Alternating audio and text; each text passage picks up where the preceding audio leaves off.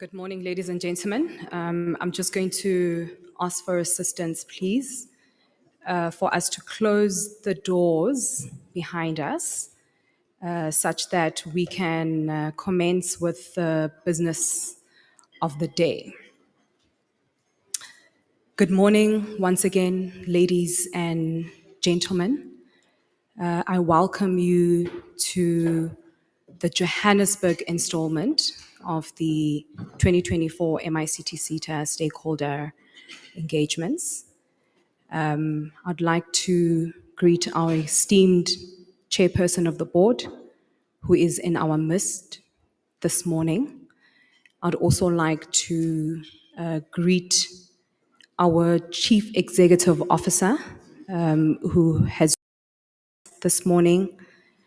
I'd also like to extend a warm welcome once again to you, our esteemed stakeholders, and I'd also like to greet our MICT SETA colleagues that are here with us. My name is Xabiso Majigiza, and I'll be directing the program for today. It's really good to see a well-attended session, both virtually and here, waiting for a number of stakeholders that may have not necessarily caught onto their clocks this morning, but we obviously do not want to ensure that the ones that have made an effort miss out on the proceedings of the day at the scheduled time. As I had mentioned, this is our grand finale of the stakeholder engagements that have been taking place across the country. It has actually been quite an incredible journey. We've traveled across our beautiful country, starting in Durban, moving through to Gqeberha, then Cape Town, and now we are here in our vibrant city, Johannesburg. I think all the engagements have been quite robust and deeply insightful, and the vibrant exchanges and the diverse perspectives shared across all regions, they really underscored the vital role of collaboration and innovation in our journey. And I think as a SETA, we truly do appreciate the active participation and the invaluable contributions. These discussions have illuminated new pathways. They've also reinforced the importance of our work.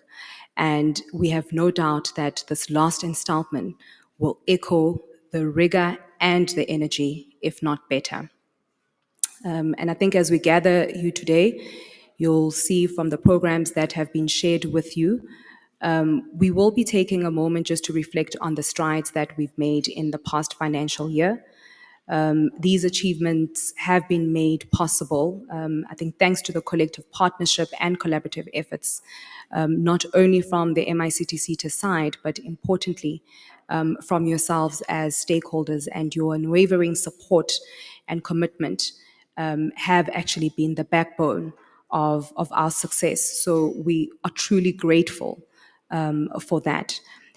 Throughout this journey, we've been steadfast in our mission to tackle the triple challenges of poverty, inequality, unemployment, through these targeted skills development interventions that you are also involved in.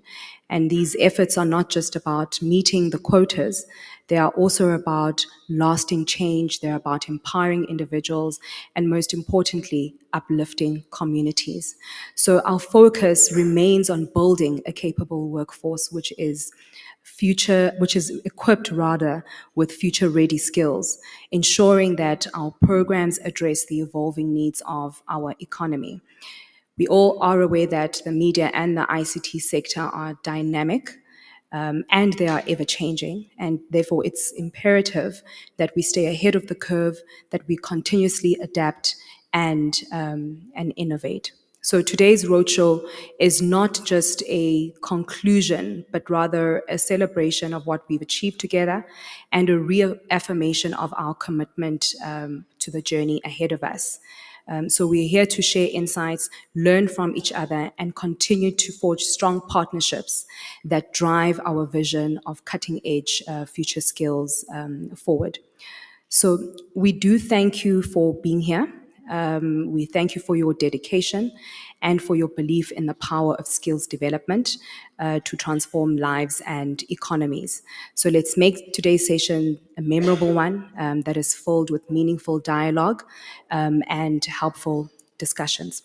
Without further ado, as I had indicated in our introduction, or rather in my introduction, I'd like to now formally introduce our chairperson of the board, Mr. Simpiwe Thobela, who is going to be guiding us through his overview, just to open up the program through to us. Followed by that will be the remarks by Chief Executive Officer, Mr. Madume Madibana, and then I will then introduce us to the official operations of the day from our program. Thank you. Help me welcome Mr. Simpiwe Thobela to the podium.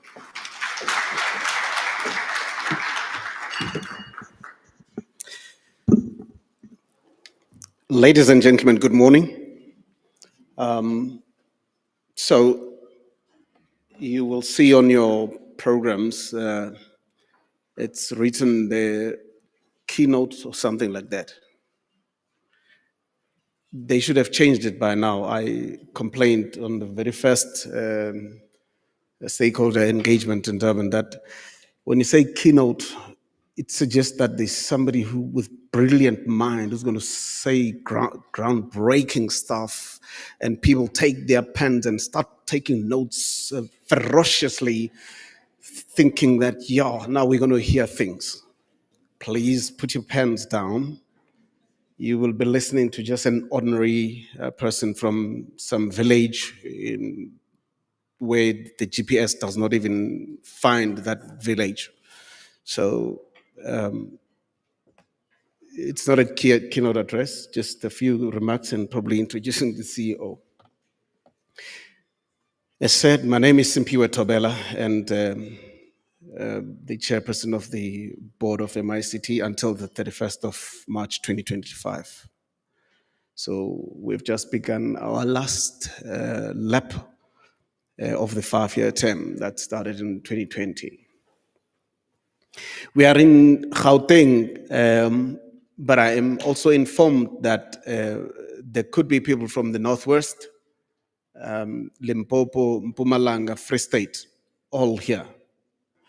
And there are others that are joining us online, and everybody is welcome.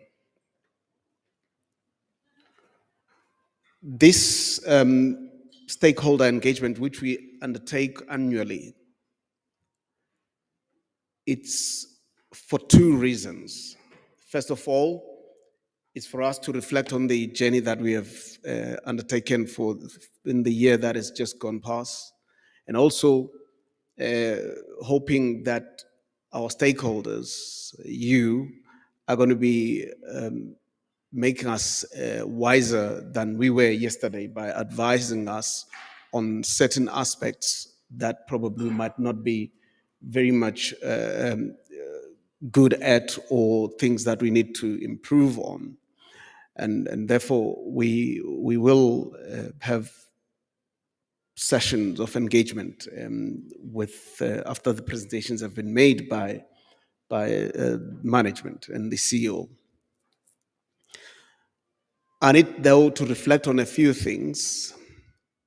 The first is that you as stakeholders, you should realize that you are part of MICT. You are an extension of MICT SETA. You are no different from us in that the programs that you implement, you do that on behalf of MICT SETA. And therefore, if there is any good work that MICT SETA does, it is also a reflection on you. And if there is bad work that's been done by MICT, it's also a reflection on you. And therefore, when we reflect here, we should do that very conscious of us being just one family, not us and them. Maybe we might look back and raise a few things that probably are important for us to note. The first is that when we started in 2020, one of the things which we found, and some stakeholders were not too excited about when we took a decision around that, was that there were companies or training providers that seemed to be a permanent feature of MICT SETA, both from a regular point of view of getting work from MICT SETA and also in terms of the numbers that they were getting compared to the rest. And we took a decision that we are going to, let me sound political now. I've heard this used by politicians. Let us disabuse ourselves of this. I don't know what it means, but it sounds big. So we thought we should stop that because, and I even coined the term, and that I said it does look like there are training providers who have colonized MICT SETA and feel they have a right and a God-given right to get work from MICT SETA and nobody else. And we said we can't agree with that. We should stop that. Every South African must have an equal opportunity to access opportunities that are availed by MICT SETA like any other SETA. So part of doing that was to put a cap on how much numbers are allocated per training provider. The need is big, but the resources are not matching the need that's there. So what do? We then said, let's set a cap, and at the beginning we set a cap of 80, and we since revised it to about 150 as the absolute maximum that anybody can be allocated. We also said the minimum that you should be allocated also should be re-looked into, because I heard and some stakeholders who would say, I've been allocated five learners. And my question was, if you've got 5 learners, and I'm going to come back to this thing of 5 or whatever number that's small, but I was having a question, if you have got 5 learners that you are given to train, and your fixed costs do not shift, whether you train 5 or you train 20 years, fixed costs remain the same. But does it make financial and economic sense to you to do that training? And if it doesn't, why should we continue with this practice of allocating people 5, 10? And we said, let's set a different minimum that you could be awarded. However, we also know that there is peculiar situations. I know those who are on pub radio space and media, maybe you can't train 20 DJs in one year. So it would make sense to have less than 10, 5, whatever. But that's a specific situation. But as a general rule, we should be conscious of allocating small numbers, because it doesn't make business sense. Because we know, whilst we're saying you are part of us, but you're also running businesses. So it must make business sense for you to do work that you do. But having said that, we also had picked up that whilst you are businesses and we think you should run profitable businesses, there has been also a tendency of a failure to adhere to the provisions of the SLA. Amongst those, that is chiefly the problem, is the payment of stipend to learners. And I'm going to come back to this stipend issue because again, our rhetoric and narrative around the stipend, I think it's still wrong. We still have to change our mindset about this thing of stipend. And it's got to do with how we recruit, and I'm going to come back to it.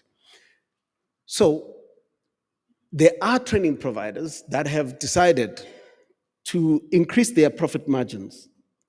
They would actually not pay stipend. We've seen that.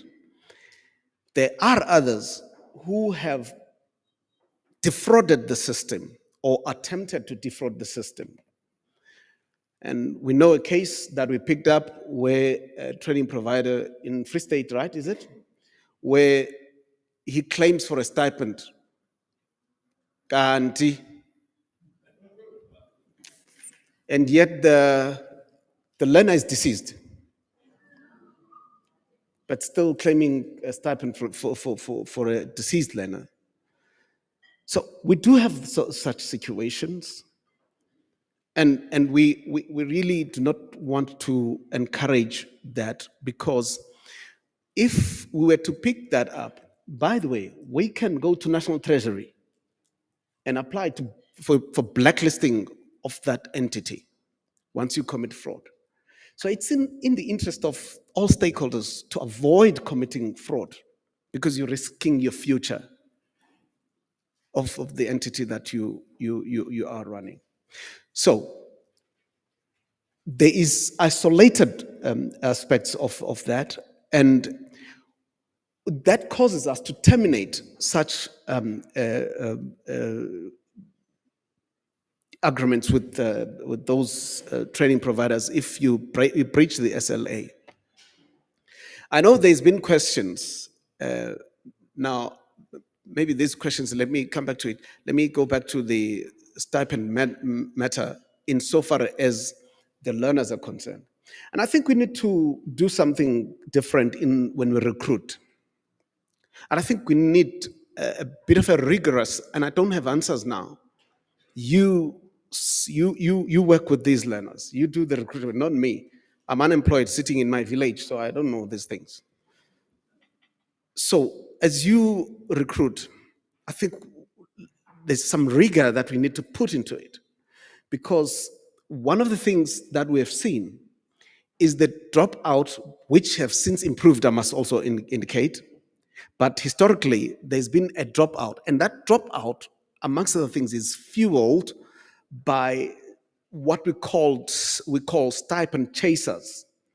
They sit in this program, earn the stipend, and they've got no interest in completing the program. And just towards the end of the program, they drop and run to another SETA, pick up another program, and others would also be even in 2 SETAs, 3 SETAs at once collecting stipend, right?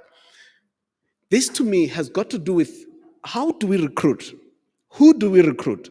Are they committed enough to the program? Because one of the, if you remember, I said the narrative and rhetoric that we have around this is problematic, because we tend to make an assumption. We tend to say, come enlist on my program, there will be a stipend. We don't talk about the skill that you need to be getting. Because if we focus more on the stipend, of course, we'll pick up anybody who's got nothing to do and join and pick up and collect the stipend. But if the issue is about the skill that we need to deliver to them, maybe it's going to be different. And as I say, you are involved in a very important sector, ICT and its subsectors, media, communication, and telecoms. The world today is on a high, fast pace of changing technologies and in the economy and in general life. And we should ask ourselves, are we keeping up with the rest of the world? And are we delivering the skill that is needed? Are these skills that we are saying delivering responsive to the requirements of the economy, right? It's one thing to just say, I want to train because it's an approved program, but what does it do? For me, it's a key question that we should be asking.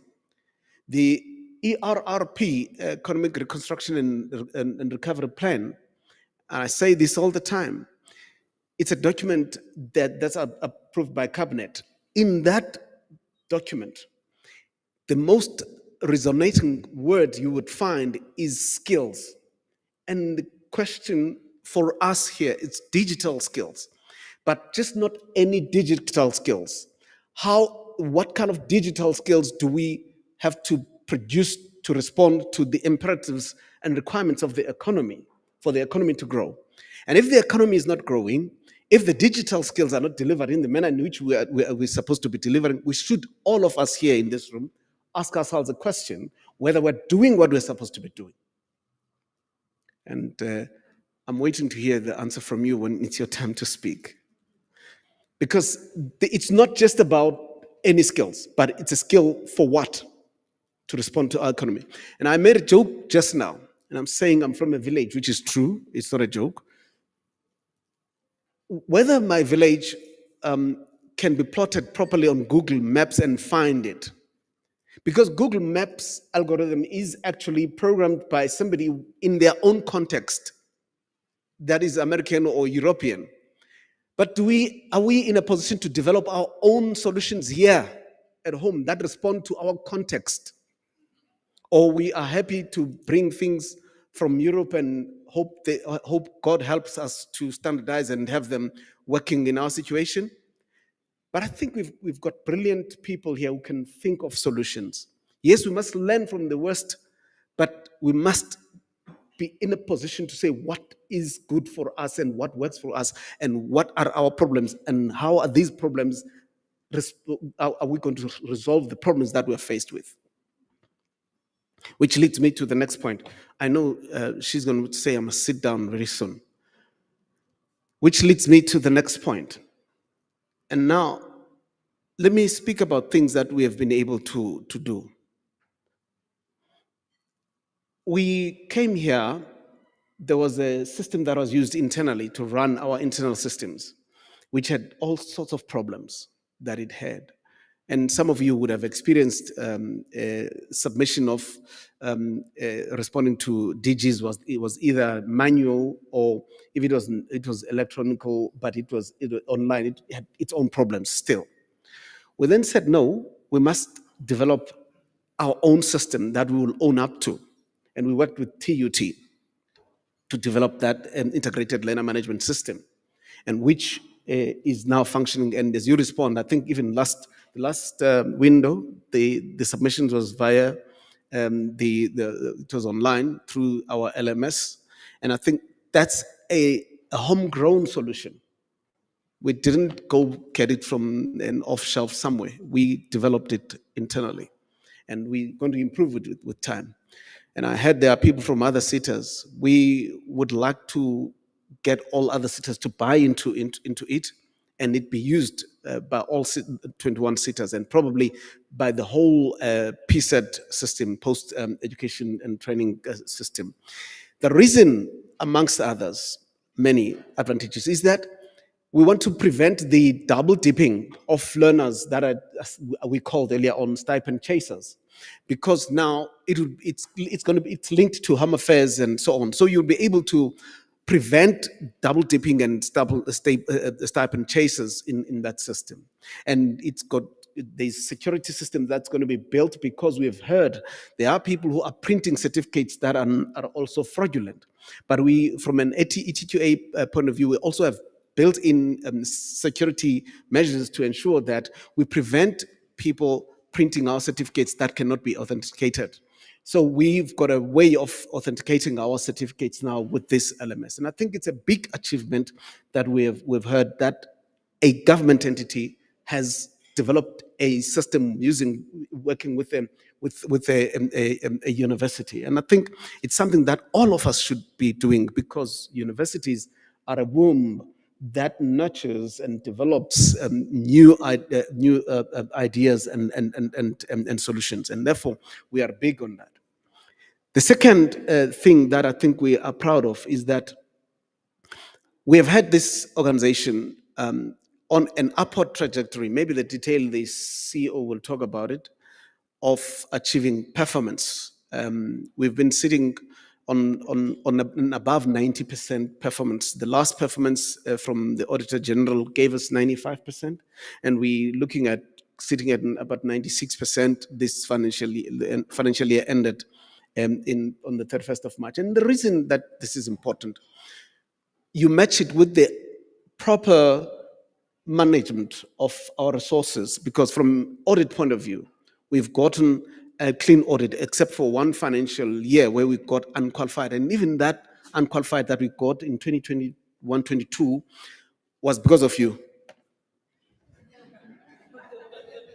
It was because of training providers that could not submit certain documents that the AG would have wanted to prove what we have done. Otherwise, we would have gotten a clean audit even then. So we called on you in the previous year that please work with us, and you did, which is why we got the clean audit the next time around. So the point we're making is that performance and proper corporate governance are not mutually exclusive. You can do it. We have done it. And I've always been strong on this thing since sitting in boards for the last 15 years. Well, now you should know that I'm old.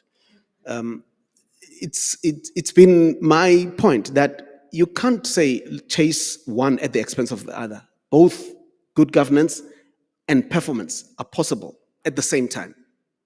You're doing the right thing the right way. It's as simple as that. So we've been able to manage to do that with this management here. So we should be proud of that. And I think with that, colleagues, I think it should then tell you that we are happy with the work that you're doing. And I've been told that the dropout rate has been reduced to around 2% in the countrywide, which suggests that yes, indeed, we are much better off, because when I came here, first year arriving here, I found a program that had 1,000 learners, and those who graduated were 342 or something like that. And I asked, what happened to the others? I've not gotten the answer up until now. So we're not going to allow that. We are not going to allow that. So it's history. I think with that, CEO, let me pause and say the CEO will then deal with the rest of the detail. And this session is now welcome. Thank you. It's open.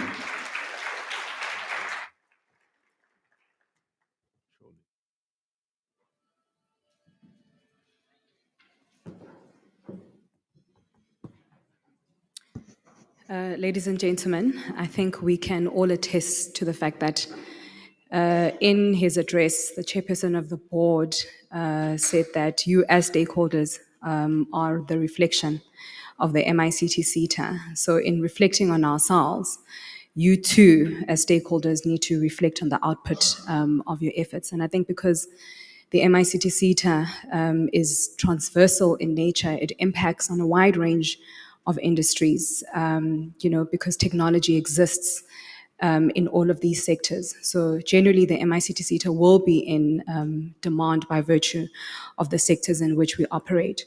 But as the chairperson has said, it then begs the question to ask ourselves, are we really doing what we say that we are doing? It's not just about any skills, but are these skills interventions that we are entering into responding to our economic challenges? So it's really about developing African solutions to African problems. He also mentioned that good governance and performance are obviously not mutually exclusive. And obviously the performance of the SETA's upward trajectory has been testament to that. And that will lead me then to introduce our Chief Executive Officer, Mr. Madume Madibana, who's, I think, dynamically led the SETA to its great performance, reflecting on the previous financial year. He'll now share insights into this. May you please give him a round of applause.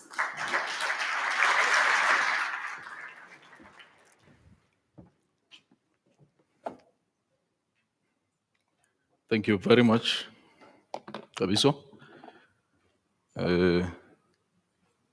Molweni. Molweni. Le kae? Rona. Re go ke bue ke re go ye mo Huemore, Dameson here. It's good to be here. More so that Gauteng is the largest stakeholder base of MICT SETA incorporating other provinces. And please give yourselves a round of applause. We almost get into full house before we get to beyond 30 minutes of having started, which tells you that indeed Gauteng is the center, and the center is responsive. Where do I start? Because Chair said all the things that I think I should say.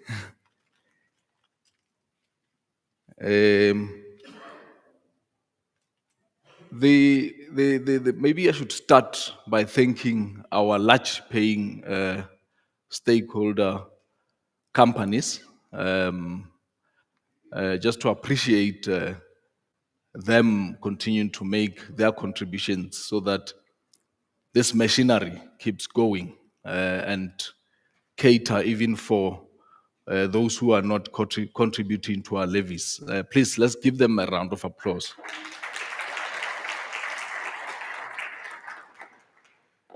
I agree you can't ask for more before you thank for what has been given. By that clap of hands, we are saying to them, please give more, so that we can accommodate as many of our stakeholders as possible, particularly SMMEs, including your medium levy paying companies. If you can also give them a round of applause. There are also SMMEs who are contributing to our levies. Also give them a round of applause kindly. Yes, so that they continue to extend the purse, and those who are contributing up to here ensure that they contribute more so that we can accommodate as many of our people as possible. In order for us to bridge the digital divide and massify digital skills to as many communities as we would want to, we need more contributions into MICT SETA kitty. And that can only be done when others sacrifice and extend a hand beyond what is prescribed in terms of legislation. Ladies and gentlemen, allow me to warmly pass my regards to the Chairperson of the Accounting Authority, Mr. Simpwe Thobela, for giving his all for the past number of years to this entity that we are responsible for, and steering this ship in the right direction, collaboratively, obviously, with you and the broader accounting authority of MICT SETA. Let me thank the senior management team. Ms. Buntle Mukwena is seated right in front. If you can give her a round of applause. There's Ms. Gugusema seated right there. If you can give her a round of applause. There's Ms. Kwanda Kwezu. She's seated right in front. She's the company secretary.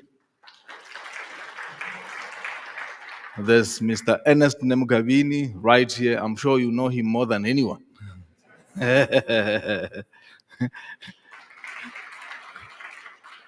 And also Ms. Natalie Nelson, primarily responsible for ETQA. Please give her a round of applause.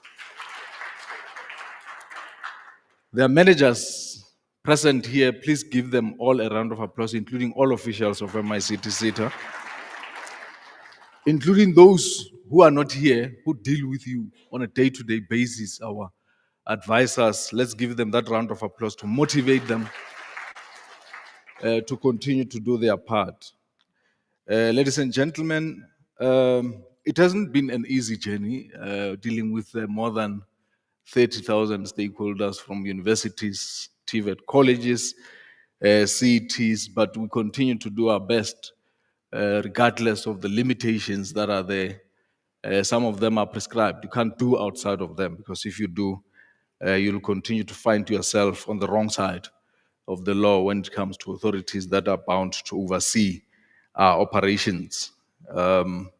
Let me also pass my regards to stakeholders who connected virtually, and appreciate them for being part of us, and appreciate their keen interest in equipping the young people of our country as much as they can. It's always a privilege, ladies and gentlemen, and one is greatly honored, honestly, to have served this forward-looking and fast-moving, agile entity called MICT SETA since 2019. And I joined.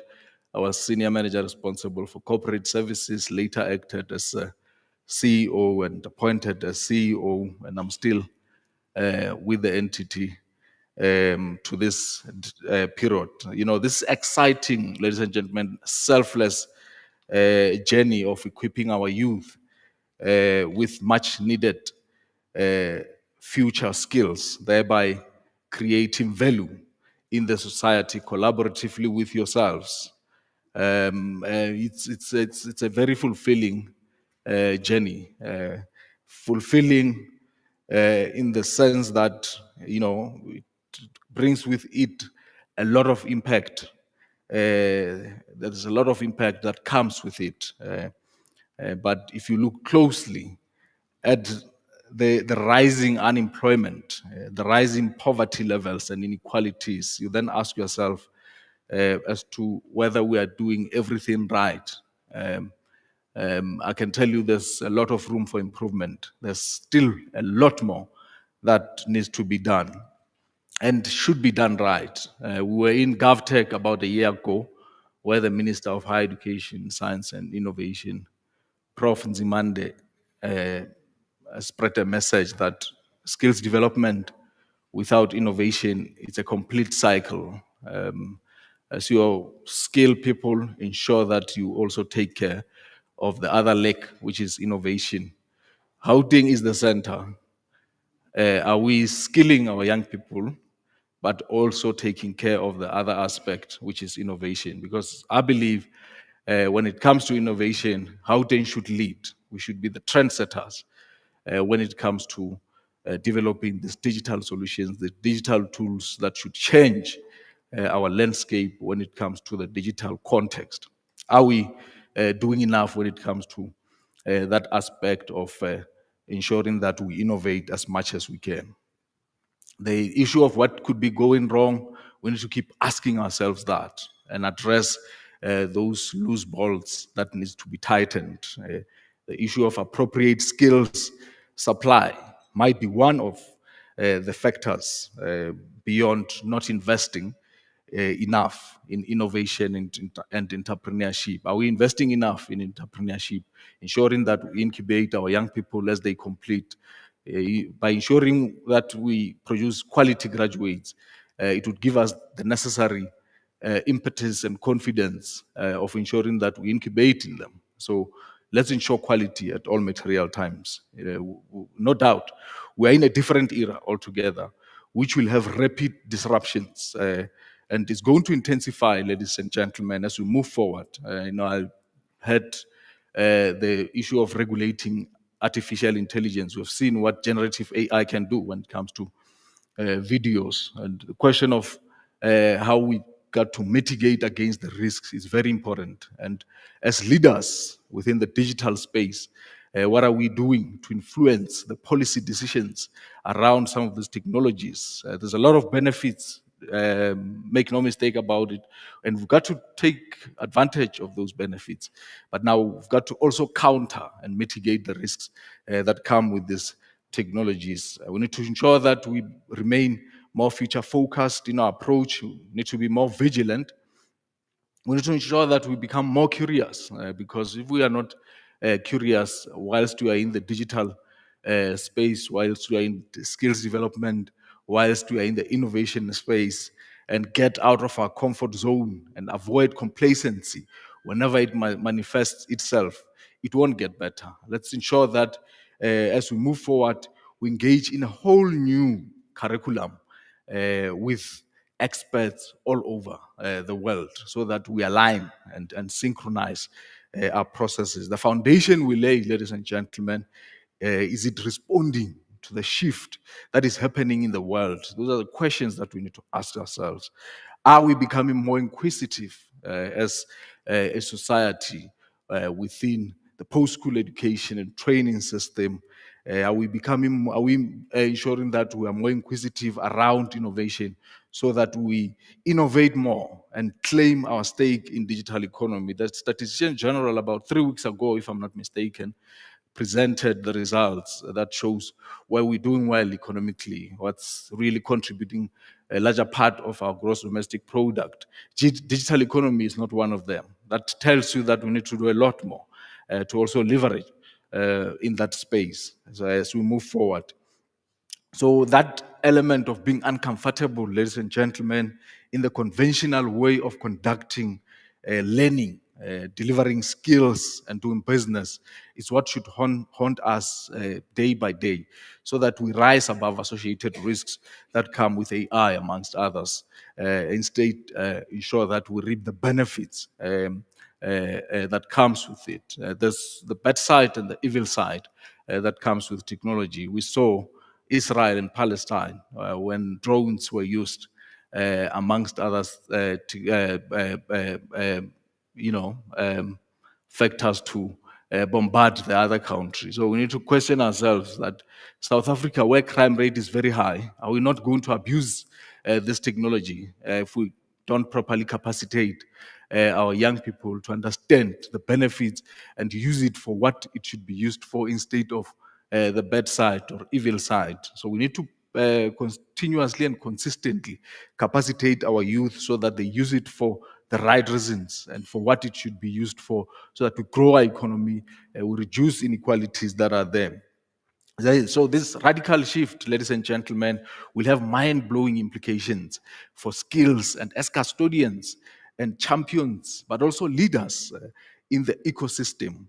We need to accelerate equipping youth with a variety of skills, including strengthening this part of entrepreneurship, so that we produce more young people as startups and those who can just become entrepreneurs and ensure that we mentor them accordingly so that they become high entrepreneurs and empower their soft skills. Because if we strengthen the technical side and leave or neglect the soft skills side of things so that they understand some of this analytical thinking, issues of problem solving as a day-to-day kind of activity. As we empower their technical skills, we also take charge of ensuring that they are empowered in terms of problem solving skills. We need to nourish their coding and programming capabilities as far as possible broadly so that their transitioning is seamless and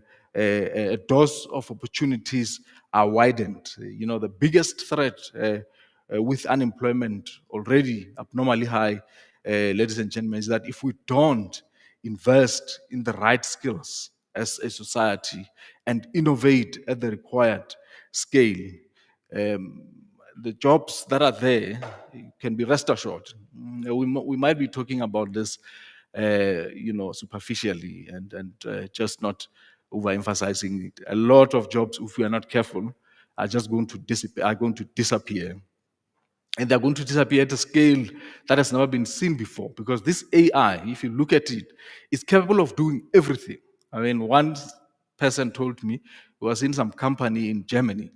There were about 4,000 robots in that company that were running business, manufacturing within the automobile industry, automobile space. So you ask yourself, where are people who are occupying those jobs? So if we reskill and ensure that we upskill and ensure that we skill up people to find a way to still find their space, work alongside this, intelligent computers, your artificial intelligence, we're gonna find ourselves in a space where it might be irreversible. So we need to do a lot more as the society that is responsible for skills development as we move forward. And it shouldn't be later than now. It should be now. We need to robustly engage in asking ourselves, do we just want to continue with the facilitators that we have who are not moving with the times? Or we need to ensure that we source the kind of facilitators who really talk to the emerging times that we are finding ourselves in. So there will be more disaster because of less human interface that is ahead of us, labor being needed, and erasure of this menial, repetitive, mundane jobs is just going to be the reality that we're going to deal with on a day-to-day basis. So ensuring that we multi-skill and ensure that we have this early exposure and through the partnerships that we have forged in TVET colleges and universities across the country, but also with some private stakeholders who are driven mostly by innovation, the better it becomes. So that curriculum and alignment and ensuring that our facilitators adapt to the new era is just as fundamental, ladies and gentlemen, so that we position our youth better and prepare them now than later. And as we crossed some provinces here and there, there's always some success stories. There's always some good stories here and there. We get inspired as we move around to hear some of these good stories and successes. Some are into software development. I think in Durban, one stakeholder had like 18, was funded for 18 learners. Out of the 18 learners, managed to appoint 13 of them in own company. Those are the kind of things that motivate us to say we are in the right space. We got to keep doing that. Let's give him a round of, because wherever he is, if he's watching. Another one was into cybersecurity here in Gauteng. Had something like 20 learners. Out of 20 learners, half of those learners were appointed by, amongst others, your CSR. They are into cybersecurity. Those are the kind of developments that we want and success stories that we continue to want to hear. Cell phone and mobile devices repairs were in Northwest. One of our stakeholders was funded for 20 learners in cell phone and mobile devices repairs. And I saw her here, that stakeholder. She bought toolkits worth 200,000 from her own pocket, from her own profits, 200,000 worth of toolkits, so that these young people can become entrepreneurs, just start their own businesses within their respective communities. If you think about it, it's a big industry. Everybody in here has got a cell phone in their pocket, and they continue to get damaged. Are we taking advantage of those? So we need those kind of stakeholders to multiply within the sector, so that where you need to make a little bit of a sacrifice in the interest of these young people so that they can start their own businesses, the better it becomes for everybody. Please give that stakeholder a round of applause. These are amongst, ladies and gentlemen, a few success stories we want to continue to hear, where stakeholders who rapidly respond to the newly developed 4R qualifications show growth in leaps and bounds and create value in the lives of our young people. You'll see when Ms. Sema presents on the 4R side of things, there's a number of qualifications that we have developed. And please take advantage of those programs and ensure that you take your learners through that path, through that channel. Even those who have completed degrees but decide to venture in to some of these programs, please give them that opportunity and ensure that you reskill them. Because there are more opportunities in some of these short programs, really, than long-term programs. And if they decide to turn around and go for things that are really worthy, which will open up opportunities for them, let's support them in that front. So, essentially, as part of being more deliberate by responding to occupations in high demand within the sector, you'll notice a number of qualifications, like I alluded to, that Ms. Sema will talk to, from your AI developer, your cybersecurity, and many others, your artificial intelligence. Those are the kind of programs that, at scale, we need to ensure each and every program that you happen to take interest in, you got to ask yourself and ask yourself that critical question to say, what will it address? What area of the economy will it be addressing, so that we continue to make that impact instead of compounding the challenge that we are sitting with of high unemployment that is engulfing all our communities. So about 50 qualifications were developed that are related to 4IR, and thanks to stakeholders, we're working closely with Ms. Sema and Ms. Nelson on the other side when it comes to development of these qualifications that are much needed, including ensuring that we realign those that needs to be realigned, that are seriously responsive to compelling priorities of the economy.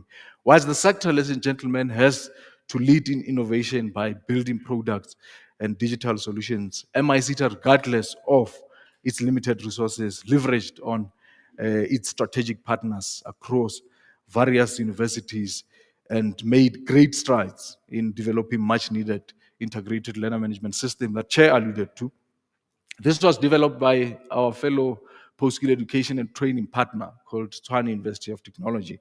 It's the integrated learner management that even now was used when it comes to submission of WSP and ATR, working even much better than the system that we had in the past. Currently left with just one module on finance. The rest of the other modules are fully completed.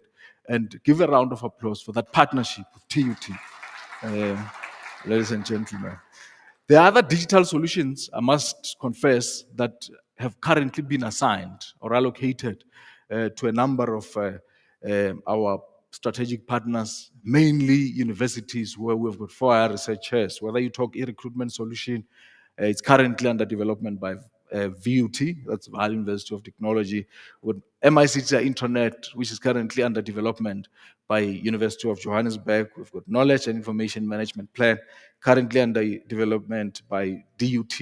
We've got Cybersecurity Plan and Enterprise Architecture, which is also under development, including the ICT Master Plan by Cape Peninsula University of Technology, as part of driving and inculcating that culture of innovation.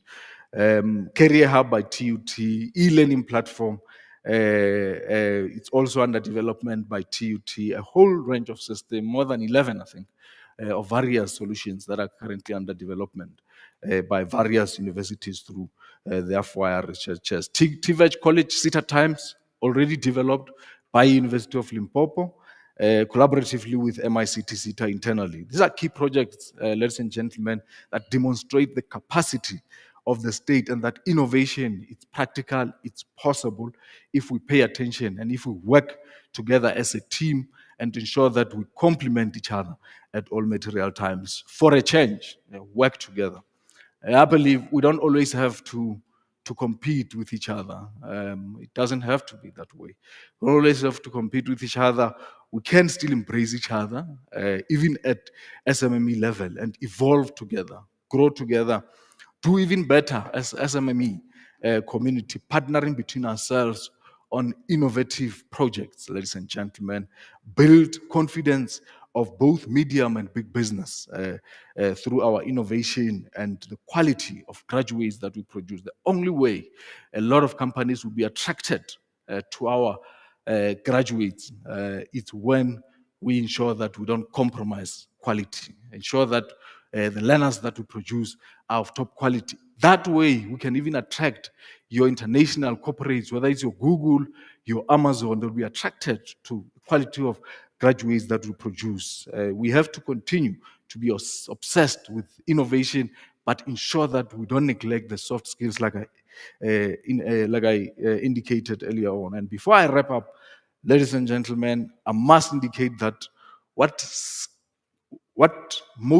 kills most businesses, because we're dealing with SMEs, you see, the most sad story, because my contract, same with that of the board, is probably expiring next year, would be to find most of the stakeholders attached to MICT SETA having their business gone under, purely because we fail to get the basics right in our businesses to ensure that they grow.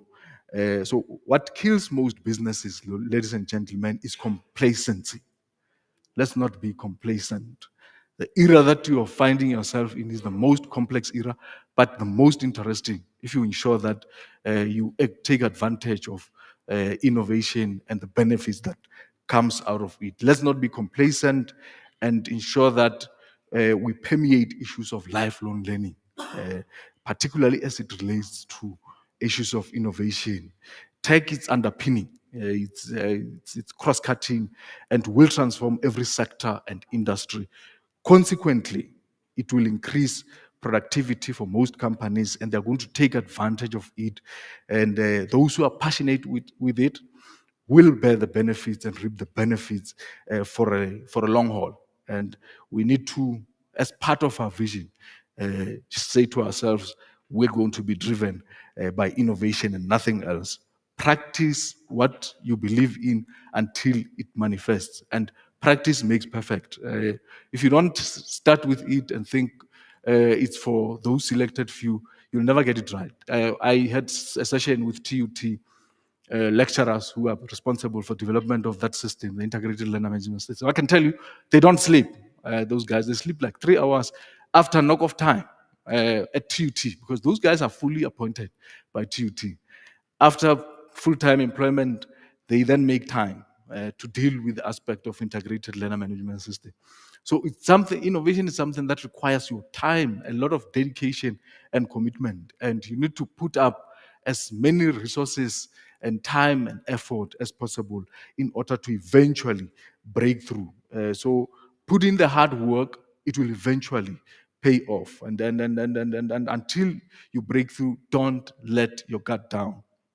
If it's software development, even better. A lot of businesses there have got no business processes that you are automated or digitized. So they need people who can intervene with it. They've got all the money, but you are there to ensure that you propose much needed solutions. So there's a lot of inefficiency everywhere.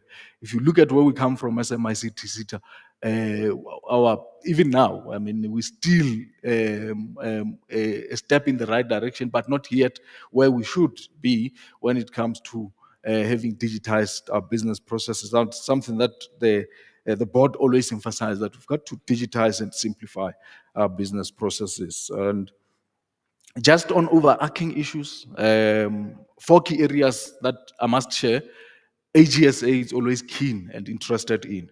That's reliable annual financial statements, reliable performance information.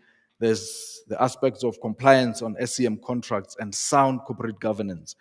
The most fundamental ones that affect all of us, including you as stakeholders, is that of reliable performance information, which Chair alluded to, that if our performance information is not reliable, when it comes to exchange of documents and submission of reliable documents, accurate at all material times, ensuring that when learners exit, you submit timeously to your advisors so that we don't find ourselves reporting information that is not aligned or is wrong. And when AG comes to the site and verify or validate some of these things, they find things that are inaccurate. Issues of certification, ensuring that at all material times we align and don't, under any circumstances, submit fraudulent documents are very key.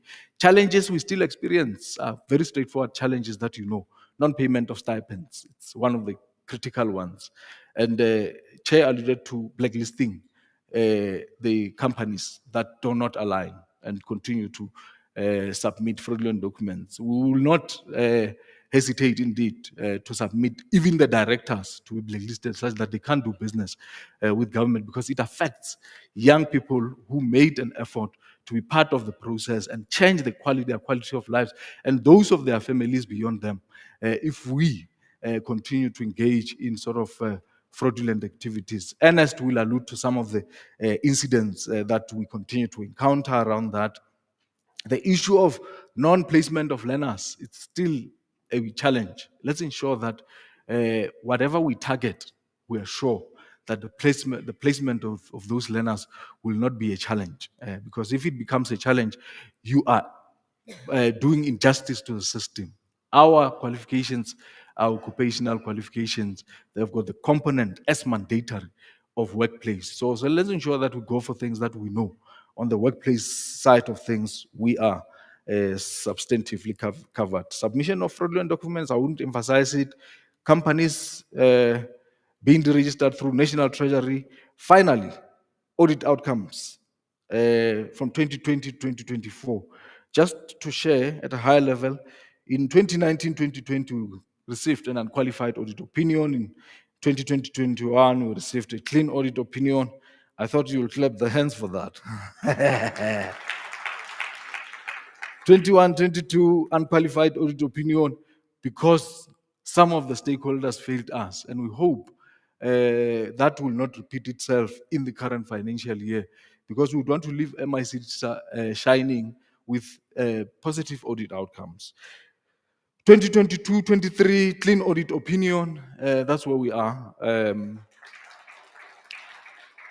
Beyond those, ladies and gentlemen, the final issues that could be of importance for all of us could be the issue of MICT has actually, due to the issue of cutting down, or rather maximizing and ensuring that we accommodate as many stakeholders as possible. You'll see when Ernest presents that it's impossible to cater for all stakeholders when it comes to allocations. You'll notice that when he presents. But we try by all means to accommodate as many as we possibly can. Hence, those small numbers that serves to say we shall share that little piece of cake as the people of South Africa. From 200 and something stakeholders, 218 stakeholders that we were funding or supporting, dating as far back as 2019, we have more than doubled that. We've gone beyond 480 something stakeholders as in recent financial year that we are funding. Performance overall 2019-20, 83%. We went down during 2021 due to even the funding issues that had to be reprioritized. There were other proposals that came into the picture due to the economic reconstruction and recovery plan, and there was that review of what we prioritized. We obtained 75%. 21-22, we obtained 90%. 22-23, we obtained 95%. 95% is excellent in all standards. And 23-24, we obtained 96%, which is still to be audited. But we know we won't go below that. Number of learners funded is quite a lot of learners. I wouldn't talk to that. Even now, we're funding probably, it's 21,032 learners in current financial year, and we keep doing the best that we can and ensure that we accommodate as many young people as possible so that we can be more impactful in as many communities as possible. The deliberate intention is to ensure that we leave no one behind based on the geographical area where they find themselves in, because they all deserve better. And yes, number of stakeholders funded 2019-20, 216, and the number has been rising just like that. As we speak, we are sitting at 480, 23-24. It's because of that principle of saying, let's share the little that is there. The issue of encouraging our stakeholders to diversify. Warren Buffett tend to a lot of times say, if you diversify, it means you are not sure of what you are trying to achieve. You're not sure of your business. I disagree with that.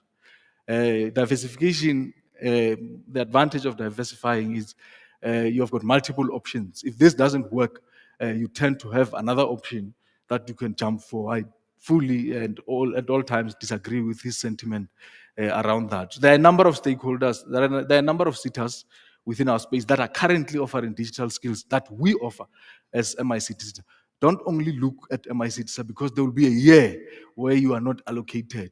Thus far, we have allocated less than 5% of stakeholders, meaning that there's a number of SLAs that are still to be issued to our stakeholders. Hence, I'm saying less than 5% have been released thus far. There's been delays when it comes to vetting-related issues.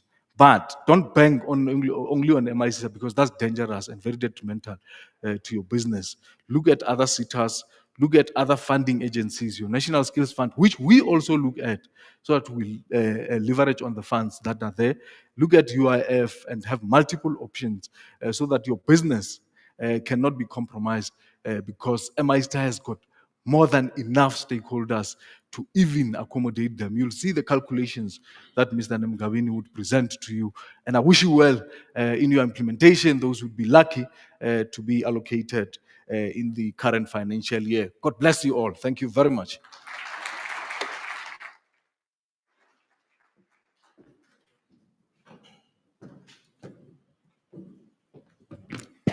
Colleagues, I think the remarkable milestones that the CEO has just alluded to towards his ending truly does echo our commitment and our dedication to impacting change in our sector. And I'm also going to follow in his suit and ask us, I think, just to give ourselves one more round of applause, because this obviously would not have been possible without you. The implementation is truly testament to our partnership and the strength and commitment that lies in collaborative efforts. And I think once more, as Mr. Madume Madibana elegantly put it, the MICT SETA is a fast-moving, agile entity. And that automatically puts us in the forefront of driving inclusivity in terms of the digital economy. Thus, it becomes all our responsibility to ensure that every citizen benefits from this digital economy. You know, this includes both rural, township youth who've historically been left behind in accessing these digital resources and opportunities. And this is really a rhetoric that cannot be common in 2024.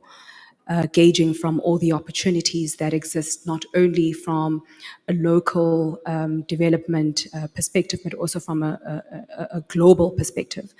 The borders are now open for us to openly engage and participate in global efforts in terms of driving digital transformation. But I think key to the CEO's address is partnership. It is through our collaborative efforts that we can really transform the sector and drive innovation to achieve shared goals. Ladies and gentlemen, this now brings us to the business of the day.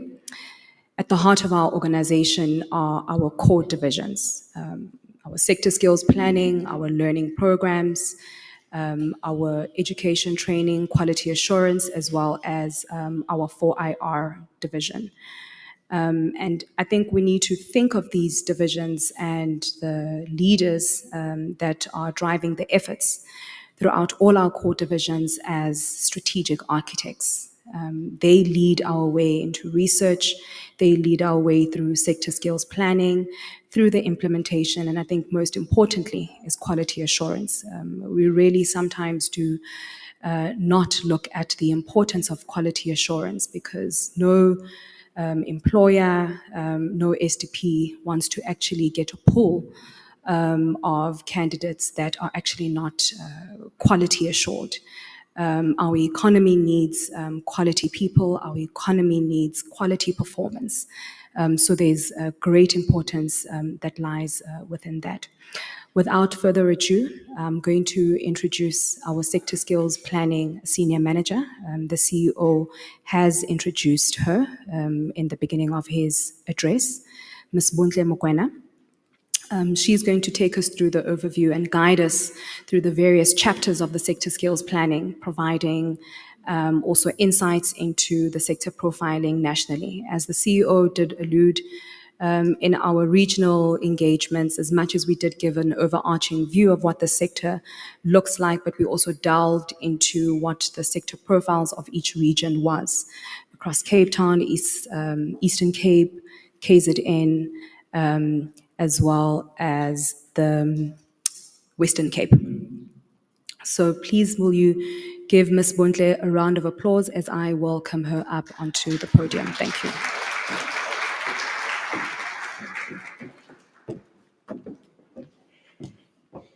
Thank you, Program Director, and good morning to all our stakeholders, and a special warm greeting to the Chairperson, CEO, and all team members from the MICT SETA. My name is Buntle Mokwena. I'm the Senior Manager, Sector Skills Planning Our job is to do research and strategy for MICT SETA. So my purpose here, or my job here today, is to tell you the story of the numbers, basically from the WSPATRs and the levy file that we receive every year from SARS in terms of the makeup of the MICT subsectors. I will not go into the detail of initially because we had to postpone the meetings. We were going to go into detail of mandatory grants and processes, but that's post-submission. So we will not dwell on that, but okay. All right, thank you. So we'll touch briefly, not in detail because we have made the submissions already, but we did use OFO codes for 2021 for the submission.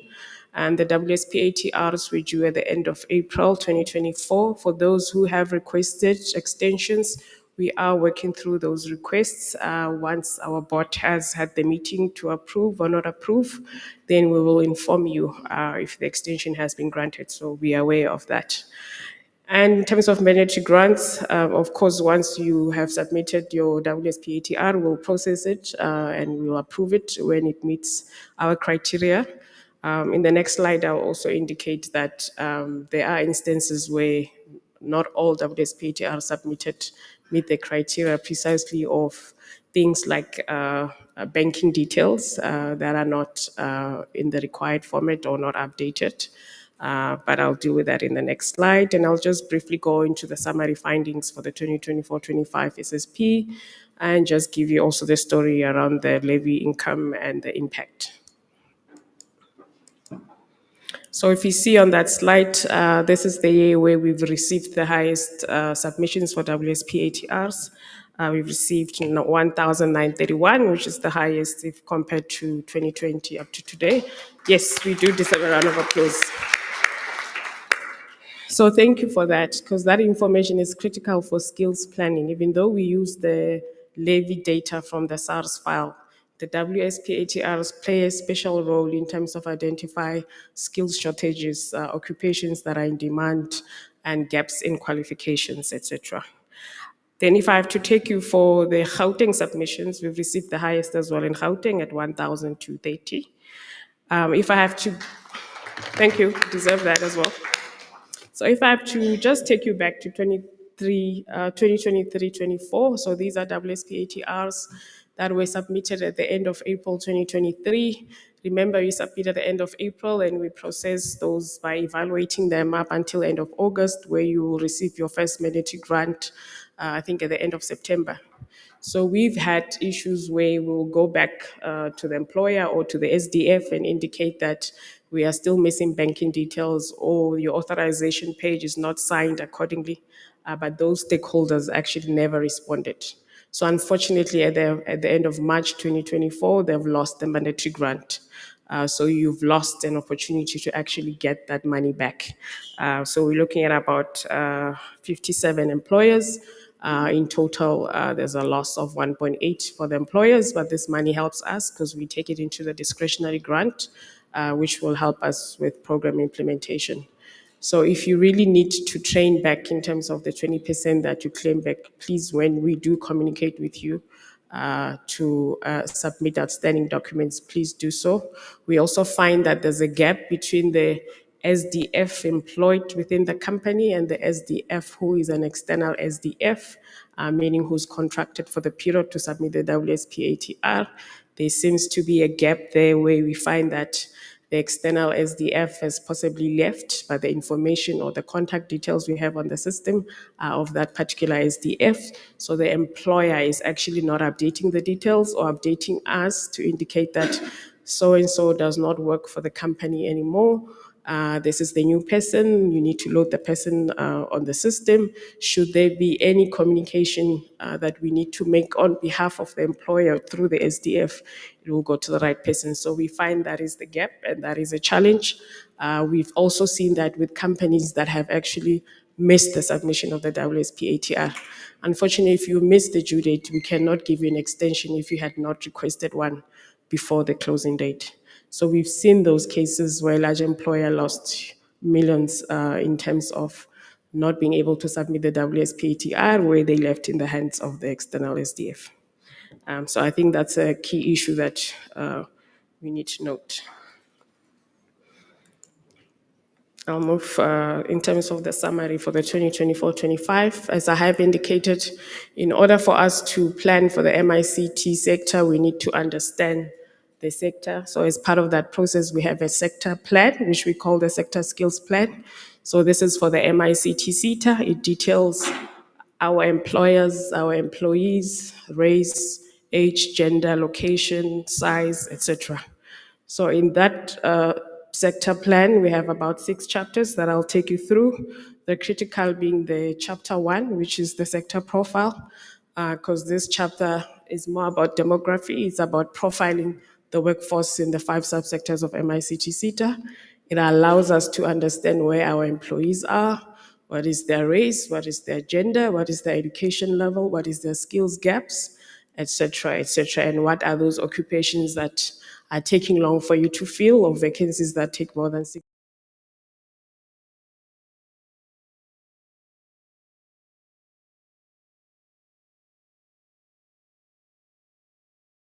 Not the geography.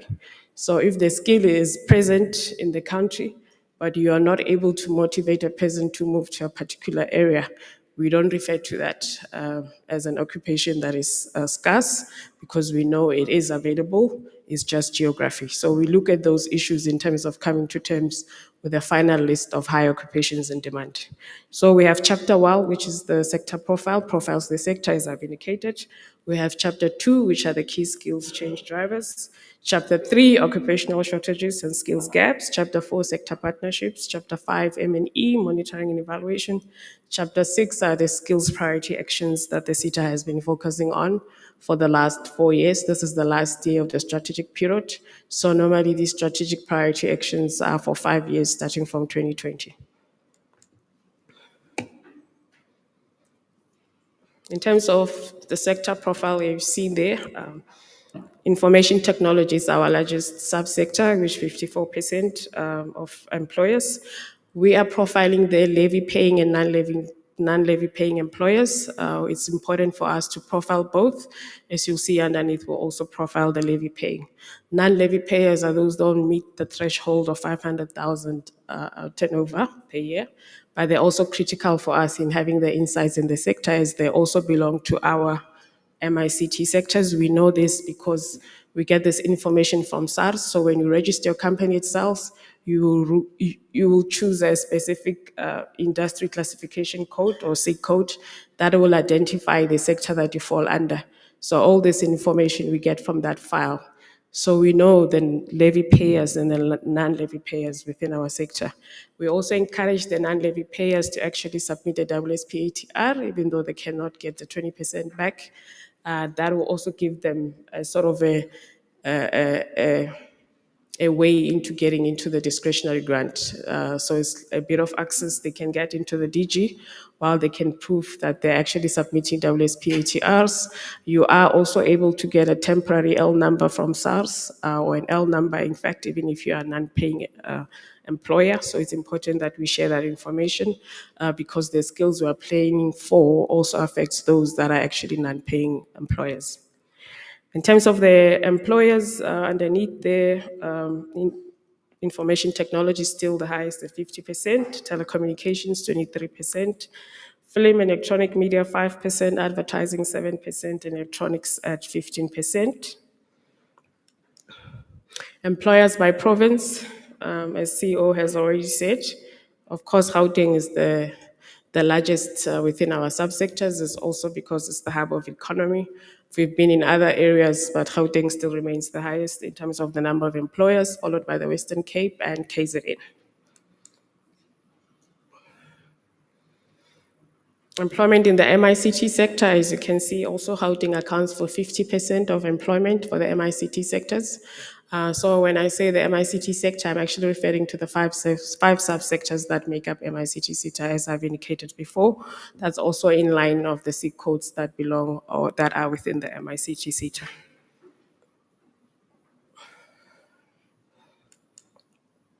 Employment in the MICT sector, if you can see in terms of overall employment, as compared to the overall South African employment, MICT sector employment is about over 221,000, and you have to zoom into Gauteng, that's about 110, just over 50%.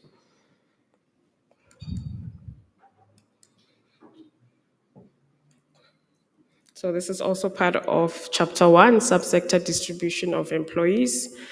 So here we're profiling within our 5 subsectors, where are they in terms of those 5 sectors. As you can see, the IT or information technology is the largest one at 54%, followed by telecommunications at 31%, electronics 8%, film and electronic media 4%, advertising being the smallest. If you can also see, the same will apply there on the left, that graphical representation in terms of distribution of employees by subsector.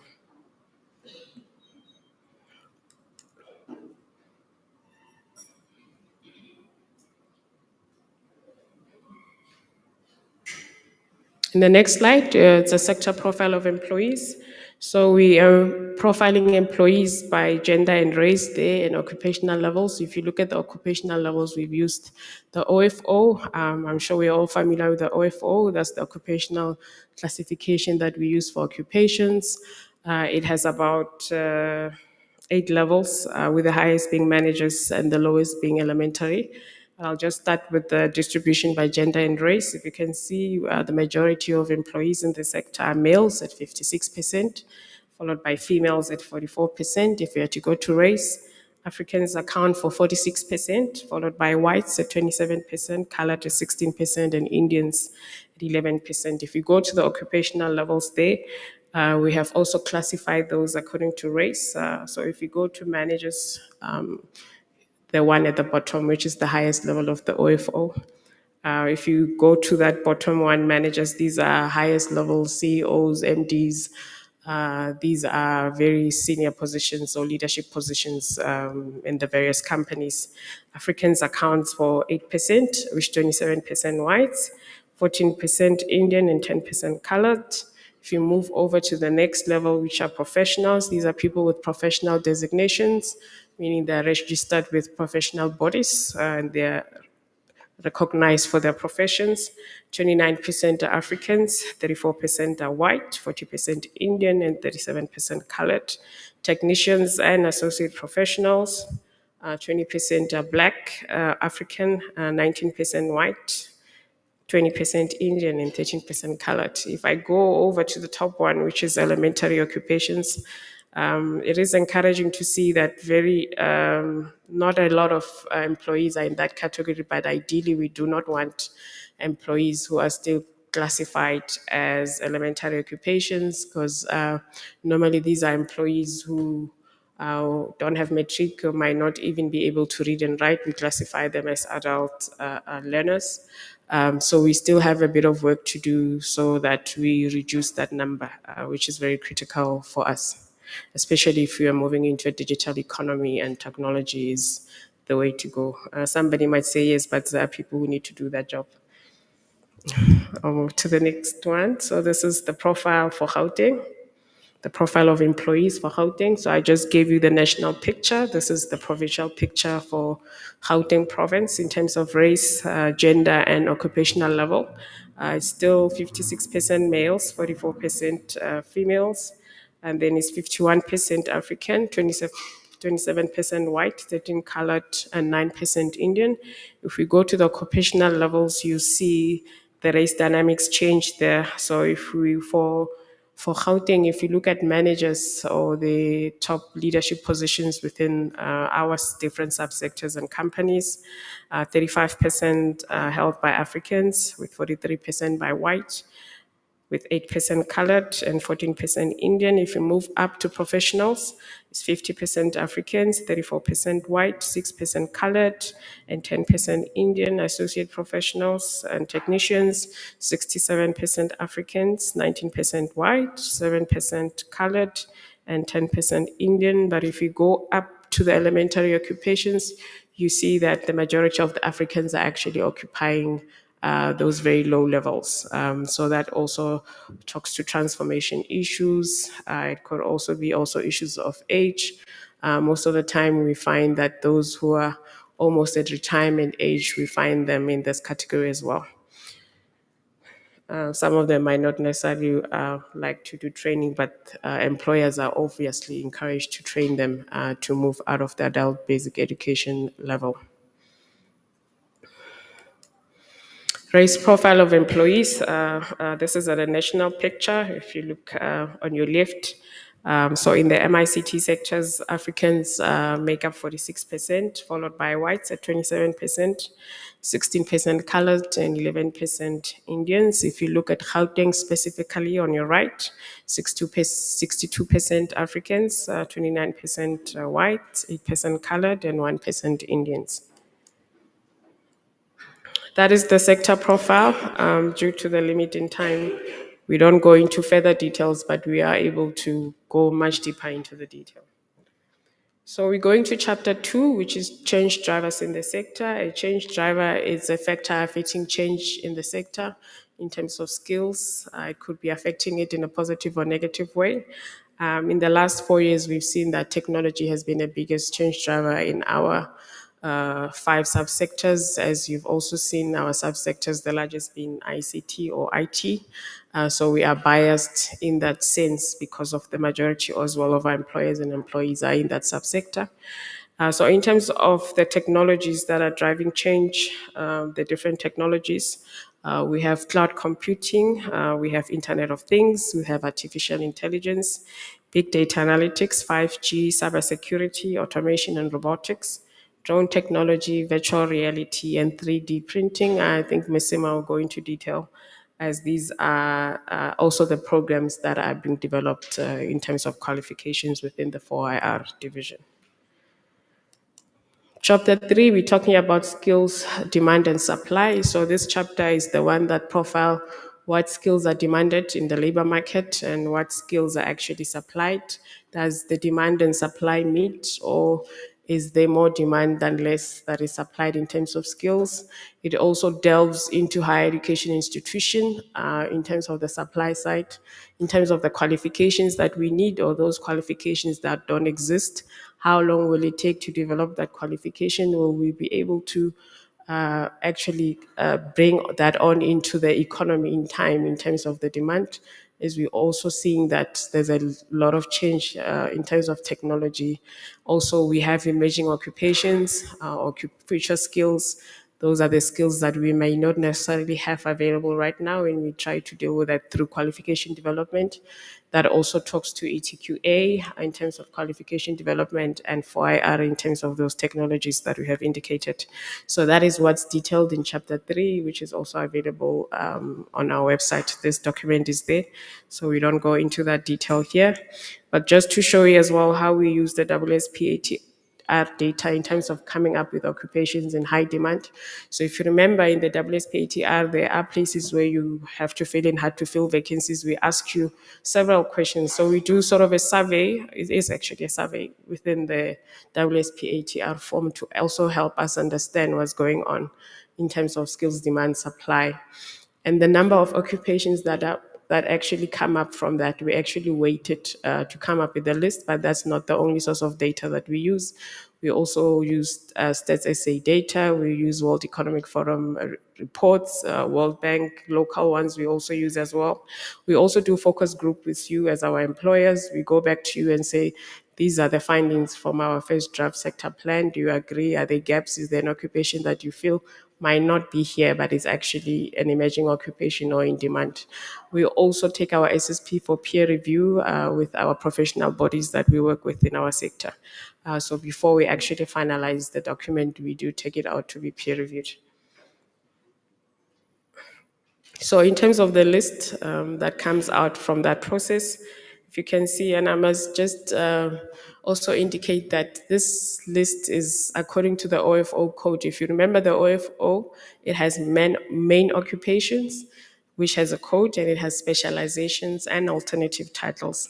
So sometimes you might not see the occupation that you know here. You might find that it's actually a specialization or an alternative title of the main occupation listed here.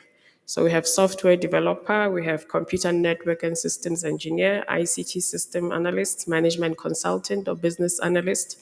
We have ICT security specialist, multimedia specialist, ICT sales representative, program analyst, developer program, and ICT project manager. So these are the top 10, but the list is quite long. This list also goes to the Department of Higher Education and Training, who with their own methodology of coming up with occupations in high demand, which is also related to us or linked to us in terms of methodology. They also compile the Home Affairs scarce skills list. If you know that list, that's when they issue work permits for people to come in, scarce skills work permits, they call them. I'm not sure if that name has changed, but these are allowing employers to actually import skills that we cannot find in South Africa based on the reasons you would have said in your WSPATR and other research that they would use. So in terms of our strategic priority areas, as I have indicated initially, we've had these about 7 priority actions that at the start of the strategic period in 2020 that we have focused on. These have not changed.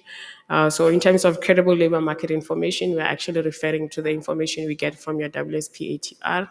We believe it's credible because it comes at the employer and employee level. Also supplemented by other sources of data.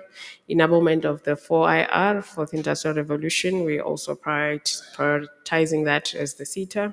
Increased access and delivery of occupational directed programs. This is what NS does. We shall give a presentation on that. So the implementation of programs, the different programs we have at MICT SETA, be it learnerships, internships, will fall under this.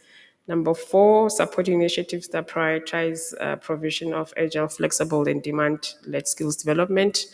As we have said, we also engage with our stakeholders in terms of understanding their needs and also understanding what is the demand in the MICT sectors. We also have number 5, increased focus on rural development for marginalized communities. We do have a rural development strategy that actually focuses on this. Support the growth of the public college system. Those are our TVET colleges that we support. Support SMMEs and entrepreneurship. We also have a focus on entrepreneurship and the support of SMMEs, as we also know that the economy is growing at the small and medium level as opposed to the large. So that is the sector plan.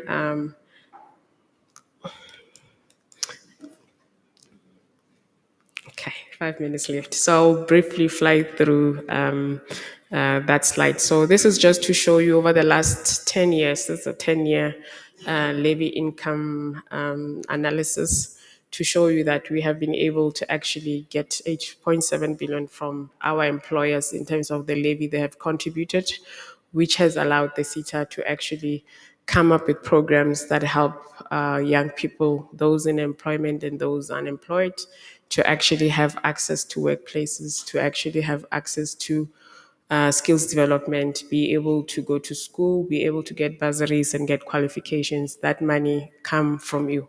And on that note, I think you deserve a round of applause.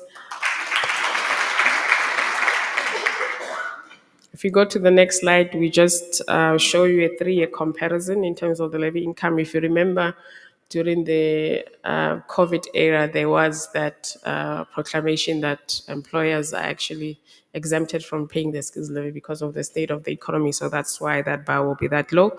But as you've seen, the economy has recovered. We have recovered through the SETA in the last 3 years. So this is from the first year of the strategic 5-year period to now, has been able to get that amount of money because also from the contribution that you made through the skills levy that you pay every month. Thank you for that.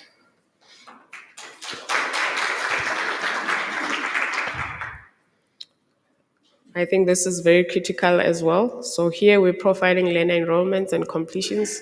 This is where employers, skills development providers come into play in terms of program implementation, success of those programs in terms of completion rates. That is also a 10-year comparison, as you can see. There was a dip also at some point, and we had to recover from that.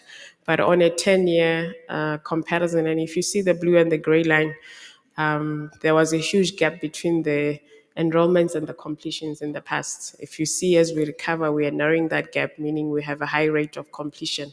So for the 10-year period there, we are looking at a completion rate of almost 50%, and I think that deserves a round of applause. If we go to the 3-year comparison, as you can see, we also had the dip in 2021-22 as we recovered from COVID. There we had a success or completion rate of 28%. But if we look at 2022-23, that shot up to 75%, and over a 3-year period, we're looking at just under 50%. That is because of the work that you do in terms of program implementation, and I think you deserve a round of applause for that. Lastly, I only have 5 minutes. So measuring impact. So as part of the work of the SETA, we have to do tracer studies. So tracer studies are part of us measuring our effectiveness and efficiency in terms of how we roll out our programs. So every year we do a tracer study of a particular cohort of learners. It's actually several cohorts, but those are the learners for that particular year. I'll just refer to them as one, but those will be from different programs that have completed an MICT SETA program. We normally trace the learners 2 years post completion of the program. So this particular cohort and the study was done initiated in 2022, but it was completed in 2023. Here we trace the 2020-21 cohort, and that is just a summary slide of the findings that I will just run through. So in terms of employment status of those learners, so these are the ones who completed, who did the program in 2020-21. As you would imagine, that was also still during COVID, as we're also recovering. So the unemployment rate from that cohort was quite high at 72%. And then we had those that had part-time employment, and we also have those that were unemployed and those that were self-employed. So I believe the 72% might have actually gone down now. Possibly most of them would have started their own business of unemployment. In terms of the learner profiles, when we ask them what are the top four sectors where they are actually employed, so they said it's in the media, advertising and ICT, wholesale and retail, education, local government and other. And where learners are employed or where they're operating businesses, we ask them, is it in the formal or the informal economy? And majority of learners were in the formal economy, and also majority of employers or those who started their businesses were in the informal economy, etc. And we also asked them, do you think you were employed as a result of completing an MICT SETA learning program? 27% said yes, 73 no. Obviously, the unemployment rate is around over 70%, so definitely they wouldn't think they're in that position because they could not find a job even after completing the MICT SETA program. Promotions is completion of the program. 20% indicated they got promoted. In terms of salary, we're looking at the average salary of over 7,000, and 80% of them are actually learning less than 10K. And we asked them, did you go further with your studies after completing an MICT SETA learning program? 77% of them said no. Some said full-time and others part-time. And we asked them how many dependents do they have. 20% of them said none. One said 29%, two 23%, three 15%, four 14%. So these are we referring to learners who actually had to share their stipends with dependents. So that is actually profiling them. We asked them after being employed, what company benefits have you received? Most of them referred to the UIF, other benefits 33%, medical aid, pension fund, food allowance, and travel allowance. Business started by learners, 61% started their own businesses, with them being as the employer and employee. 85% of them make less than 50K annual turnover. We asked them in terms of your placement, did your qualifications also match to occupations? 34% said no match, partial 20%, match 46%. So this is also in terms of placements they get in workplaces. Most of the learners actually also struggle here. They are not. It's not always for them to be placed in the area they studied in. So you'll find that some are actually placed in different careers or occupations different from what they studied. In terms of the completion rate, 89% of learners completed programs and 11% did not complete. And on that note, I would like to say thank you and thank you for the attention.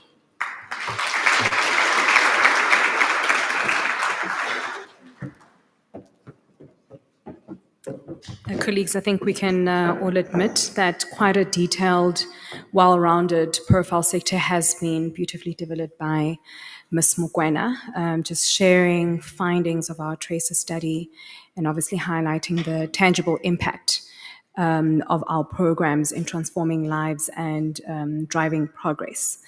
Ladies and gentlemen, I think one of the key principles of engagement is that it's not a one-way conversation. Therefore, we're not only here to share our progress, to share our plans, but we are also here to listen and to hear your valuable feedback. So it's important for us to hear your concerns, to also understand your challenges rather, and acknowledge compliments. So we also are looking for those compliments. You've heard of our great milestones or our remarkable milestones shared by the chairperson of the board and also by the CEO. So your insights are quite crucial for our own continuous improvement. So with that in mind, I'm going to open up the floor from engagement. Like I said, we want to hear from you. We will have, in fact, we do have standing mics, I think just such that we move the process quite quicker. I'm trying to let us break for tea. We are about 15 minutes or so behind our schedule. And I think just so that we can give a fair and equitable chance for everyone to put through what their pointers are, remember it's standing between you and your team. The mics are in the middle of the room. So I'll just ask us if you've got a question at hand, please go up to the mic, introduce yourself, the organization which you represent, and try and keep your question quite succinct as possible, and then we'll open up the panel. After tea, we will then hear from our learning programs, our 4IR division, as well as our ETQA position, and also have engagement before we close off. Ladies and gentlemen, now this is your time. You've heard from us, you've heard from the opening of the program by the chairperson of the board. You've heard the insights and the performance that has been shared by the CEO. And now that we've just gone past our WSP submission, any insights, any commentary that you may have in that regard, the floor is yours. Thank you. I suppose that means that all presentations. Oh, all right. But before that, I was going to say all presentations were delivered with quite clarity, seeming that there are no questions. But ma'am, please remember to introduce yourself as well as the organization which you represent. Thank you very much. My name is Nokwanda Zakia Shabangu, and I represent an organization known as the What If Trust. We are based in Diepsloot, and we have been there for slightly over 10 years. The last we spoke to the MICT SETA, basic computer literacy skills had actually been dropped as a point of interest. And so when I look at some of the skills that are actually a big need, we're actually, well, I guess my question is, how do we then reintroduce the grassroots level? Because it is a pipeline. And so if we're looking at people who lack basic computer literacy skills, where do we create those opportunities, and how do we then raise our hands as people who are looking at the township economy to actually be able to develop that pipeline from the very grassroots level? Yaba. Thank you. Do we have another question? If not, I'm going to open it up for the panel just to probably address that question whilst you get yourself moving if you do want to ask a question up onto the mic stands. But basically, thank you, ma'am, for your question. I think the issue of computer literacy skills in terms of addressing it at grassroots level, irrespective of the SETA trying to move into the trajectory of future skills and prioritizing that, how do we then address that issue? But I think there was a clarion call as well that was made by the CEO in terms of looking at alternative ways in terms of how we can actually address those problems to the solutions as well that the chairperson of the board had intimated in terms of addressing what our local development challenges are. So I think as much as the panel will probably also address that from a critical skills area, there's also that shared value that would obviously need to take place from yourself as a stakeholder in addressing that. Thank you, ma'am. You may take the stand. Hi, I'm Karen Badham from Leading Training, and I have actually two questions. Firstly, will we get a copy of this data and the slides or the report? I did go onto the MICT website and I couldn't see. It would be good if we could actually inspect those figures. And then regarding the inspection of those figures, I'm very glad that MICT SETA is now showing us data analysis of completion rates and success rates. I see that you've only shared with us the analysis or the tracer study of the 2020-2021 cohort. I'd like to find out when we will be seeing tracer studies of subsequent cohorts, because according to your data shared, of the 5,466 learners enrolled in the 2020-2021 period, only 140 actually completed. So when you did your tracer study, I'd like to know, were you only interviewing those 140, or were you interviewing all, or what was the size of the of feedback that you got? Because the data and the stats didn't add up after that. But for me, what has been a priority all the times that I've come to roadshows is to try and see the value for the spend that companies in the sector are spending on their skills development. And when we see analyses like that, we can start to see whether those programs are actually adding value, whether people are actually getting employed. So I'd like to see a more detailed analysis of subsequent cohorts. And then lastly, I would like to also see a comparison of the past. Is there data to show what success we had of the spend in the last 10 years? Thank you.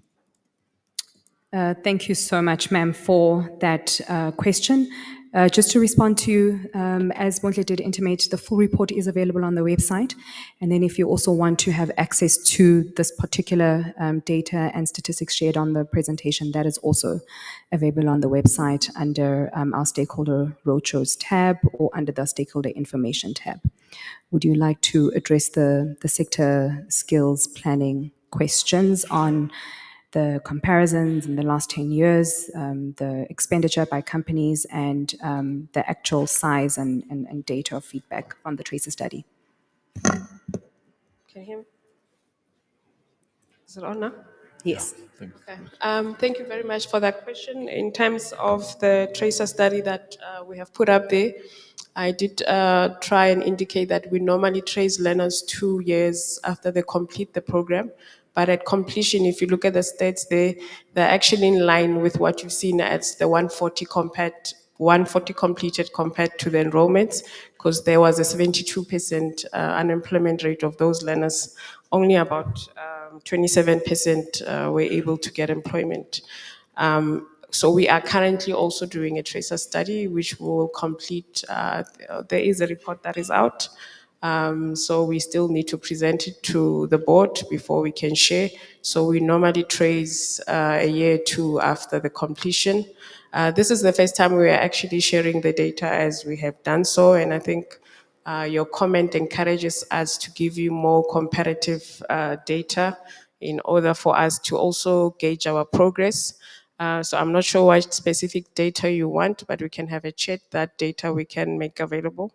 But we did the comparison intentionally to show you within the 5-year period, this is what we have been able to get from employers and what we have been able to do and what is the completion rate for learners.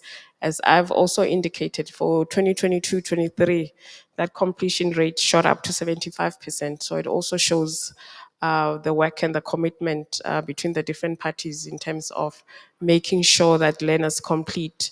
Also on the learner completions and enrollments, they will not match one-to-one because there are programs that take longer than a year and there are those that complete in a year.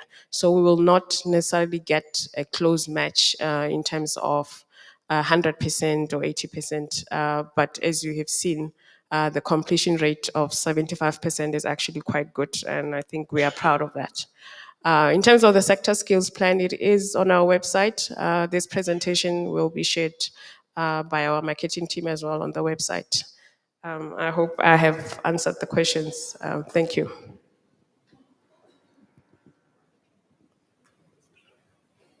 Thank you very much.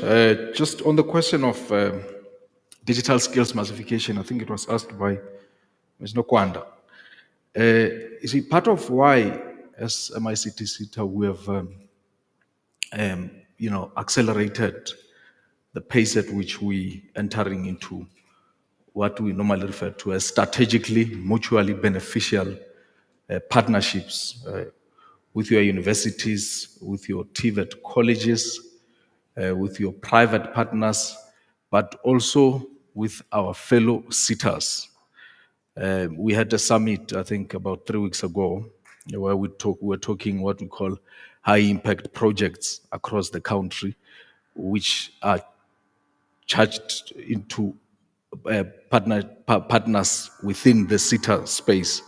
Is deliberately because we want to leverage on the existing infrastructure, but also ensure that we continue to have other SETAs who are setting up your smart skills centers across the country, allowing us to use those smart skills centers beyond those that are across our TVET colleges so that we touch each and every geographical space.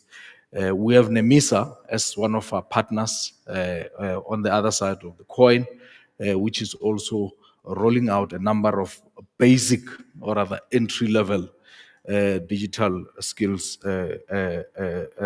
across the country. Beyond that, we adopted what we call rural development strategy and what we call integrated digital skills strategy. That was adopted by the board about 2 years ago, if I'm not mistaken.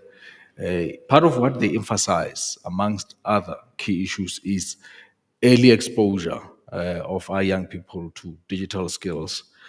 And we're saying because we have got limitation in terms of where we can be and the budgetary constraints, we only can leverage and do more with some of these partners that are spread across the country. Your TVETs are everywhere.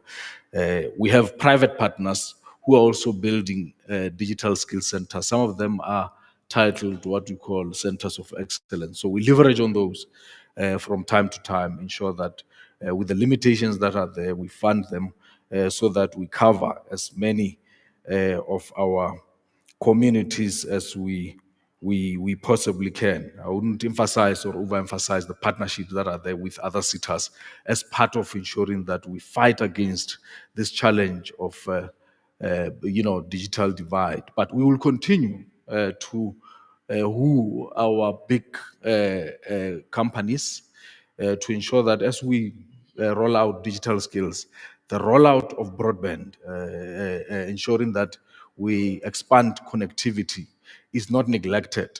Because if you neglect that basic or base infrastructure, you likely to continue to encounter challenges of touching as many communities as possible. So we need as many private partners as possible in the space to ensure that they support us whilst we deal with the skills development side of things and innovation. Companies volunteer with their better resources to help us roll out fiber, even in your primary and high schools spread across the country, because I can tell you with my eyes closed, government will never be able to touch as many communities as possible because the resources are always limited. So if many partners can come into the space as possible to assist rollout connectivity, the better it would become. Thank you very much. Thank you, ladies and gentlemen. I'm going to expedite quickly into our tea break. I'm changing the program a bit. I'd like us to please just break for about 10 minutes such that we can allow for all the last presentation and then break for lunch as opposed to having lunch and then coming back for presentations. So you're more than welcome to carry on the conversations. Our colleagues are here to listen, to network. And we also do encourage you, please, to engage on our social platforms. The hashtag is MICT Stakeholder Engagement 2024. Thank you. We may break for tea and be back here at 11:40. Thank you.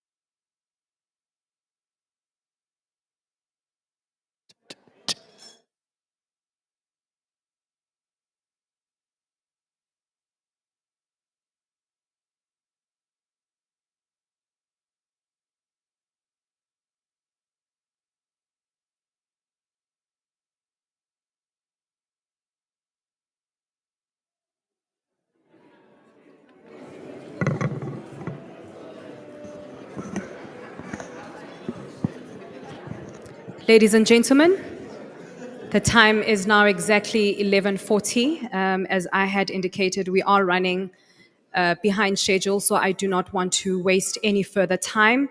May I request my colleagues to please shut the door behind us such that we can begin with the second part of our program. Gugu?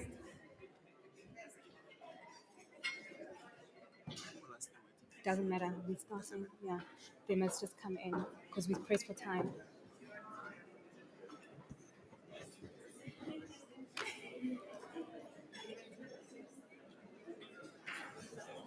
If I can just kindly ask colleagues to bring in your coffee and tea such that we don't waste any further time. You're more than welcome to have your tea inside of this session.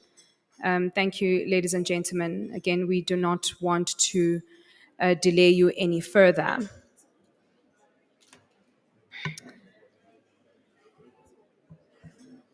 Ladies and gentlemen, we are joined by new panelists on stage. I'm going to reintroduce them once more so that we can properly place a face to a name, as much as they have been introduced in the beginning of our session this morning. On the extreme right-hand side, ladies and gentlemen, is Ms. Gugu Sema, who is the head of 4IR. May we please give her a round of applause. Next to Ms. Gugu Sema is Ms. Nelson, who is the head of Education, Training and Quality Assurance at the SETA. Please give her a round of applause. And the very lucky gentleman to work with great females as a driving force of the MICT SETA is Mr. Ernest Nebugabini, who is our Senior Manager for Learning Programs. What a lucky guy. Ladies and gentlemen, I'm going to quickly run us through our first presentation. Mr. Nemugabini is going to be taking us through the learning programs overview, where he'll be covering a number of processes in regards to implementation of learning programs. I do believe that quite a number of us are actually here today, particularly for this session. And I'm hoping that our colleagues that are still trying to line stomachs will quickly come into the room such that they do not miss the pertinent updates that we will be hearing from learning programs. So while they settle, I'm going to bring Mr. Nemugabini up to the podium such that he can deliver his presentation. A round of applause once more. And colleagues, can I please ask you to ask colleagues to quickly come inside as we have already started our second session of the program. Thank you, whilst we wait.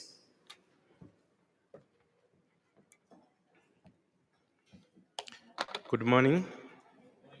How are you? I'm Shane. I'm going to take you through the presentation for learning programs, and I'm going to give you a scope for the exam as well, because after this session, we have to write some sort of an exam. Yeah.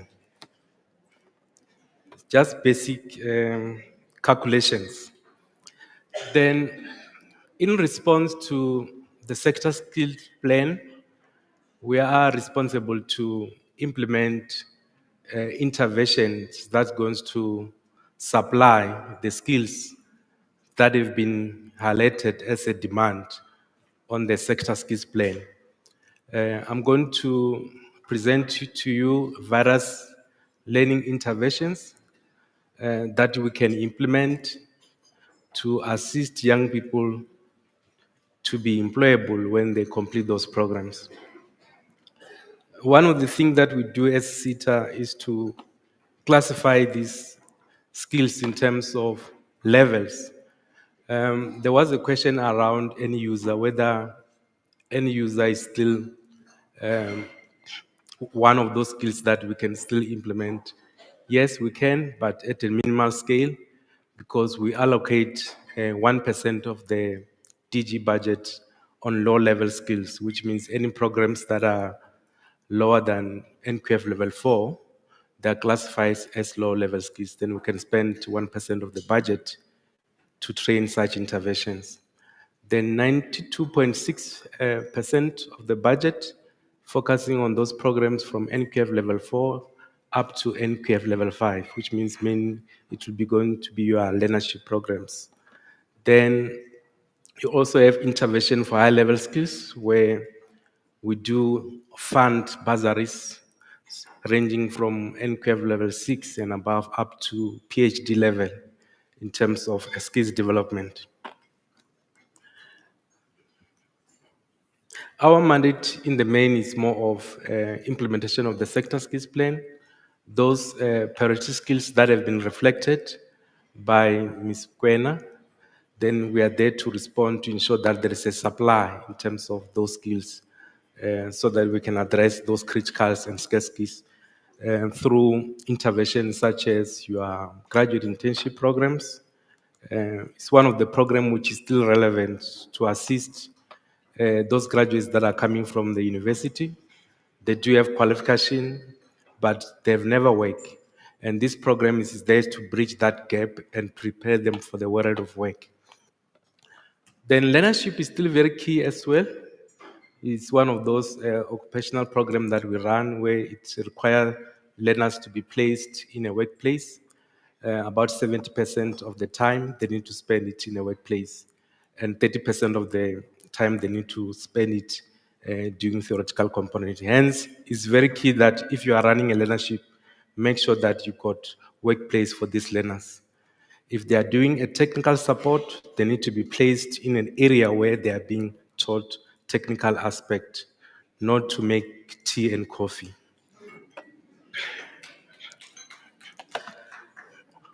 The other intervention is work integrated learning.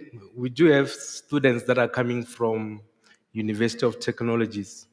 For them to be able to obtain their qualification, they have to do in-service training. It depends on the university. Some they need to do 3 months, some they have to do 6 months. It's part of the requirement of their qualification where they have to do in-service training. Then we fund such programs. We also have learners that are coming from TVET colleges. For them to obtain their vocational program, they have to do in-service training as well. That's the intervention that leads to work integrated learning. Bursary is very key. From undergraduates up to PhD, we do fund such interventions. Short programs are very, very key.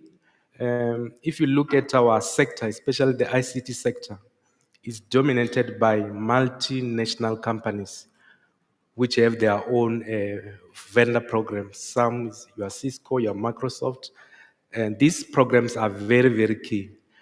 And we love to encourage the sector, if you are implementing these programs, it's not advisable to focus on those learners that are just coming from matrics, because most of them, they battle with these programs. You rather focus on the graduates that are coming from the university, they've got their BSc degrees, but they don't have industry-based programs. Then if you complement Cisco with a graduate who's coming from the university, that person is more employable than somebody who's just coming from matric, who's going to battle to write those international exams. One of the things that I've read this morning, I was looking at one of the IT magazine, and on one of the articles, they were showing that there was this World Economic Forum conference where they were looking at the skills. And one of the things that they've noted is that globally, there is higher demand of cyber security professionals. They're talking about millions, which means those are the interventions that you must also look at as you implement the program. Gone are the days where we just have to focus on A+, CompTIA. Let's look at something that is demand in terms of skills gap, so that when you train somebody, when they finish the program, they're going to be employed. We must not be interested that we got an award of DG, we got 25 learners that we are implementing. Let's also look at the impact. After you have trained 25 learners, where are they going to participate in the economy? That's the question that you need to ask yourself. Then I'll move to the skills programs. It's very, very key as well. And we want to encourage stakeholders, as you implement skills program, make sure that the unit standard that you choose do accommodate workplace component so that you can prepare the learner for the world of work, because the programs that we run, they are occupational based. We are preparing learners for the world of work. Then we also have intervention that assist workers in terms of recognition of prior learning. In some sectors, you find that you got, let's say for argument's sake, the media sector. You got an uncle who have been working for this media group for so many years as a cameraman. He know how to operate a camera, but the uncle doesn't have a formal qualification. That's where RPL come in, so that they can be assessed while they are doing their job. Same in the ICT sector, you find that you got this uncle, is very good in terms of networking, but he doesn't have a formal qualification. The uncle can be trained and get a formal qualification so that he can have a formal qualification in line with what he knows in the world of work. Programs that respond to TVET development, they are very key. We support interventions that you train your CET lecturers, you can train TVET lecturers in any programs that are very, very critical within our sector. I'll break down the target in the next slides. SME development is very, very key. One of the things that we have introduced as we implement the program, we encourage stakeholders that are implementing programs such as your internship program. You know very well that as an SME, you won't be able to employ those learners when they complete the program. Maybe 1% or 2% of the learners can be employed. One of the things that you can do is to teach these learners to start their own enterprise. You form them as cooperatives. Then they register a cooperative so that when they complete the program, if they are not employed, they are able to participate in the economy through the companies that they've formed through cooperative development. There are interventions that are very key to train for workers, even union members that are in our sector. We do a target that responds to that. Then here is part of your scope for your exam. Check these numbers very carefully. It will be easy for you to write this test once you understand these figures. Every year as a SETA, like any other SETA, we open a DG window and advertise on the website to say these are the interventions that you can respond to. The first intervention is for TVET placement. The annual target in the current financial year, which is 2024-2025, it's 1,864. That's the total number of learners that we need to train in the current year. And this is the annual target for all the 9 provinces that we have as a country. Then the cost is at the range of 130 million that we need to spend to respond to these interventions. Do you have your calculator? Okay. 1,864 divide by 20. Let's just use that formula as an example. Our annual target is 1,864, and the SETA want to allocate minimum number of 20 learners to all the stakeholders that have applied. How many stakeholders can qualify if we are using 20 as a base? How much? Which means it's 93 stakeholders who can qualify to implement that program. If we're using a formula to say total target divided by mean number of learners that can be allocated by stakeholders, then you can see that the demand will always be higher than the supply. Then we'll move to the next one, 700. That's the annual target for university placement at the range of 49 million. That's the budget that have been budgeted in line with that indicator. And that indicator have to be implemented nationally in all the provinces that we have as a country, 9 provinces. Then the other intervention, which is very key, I've already indicated, is internship program. You can see the annual target is 1,650. We fund 73,000 per student, and the budget that have been allocated for that target is 121,400,000. Then moving to the learnership is one of the highest targets, this one. The annual target is 4,050. It has to be implemented nationally. And the budget is 250 million.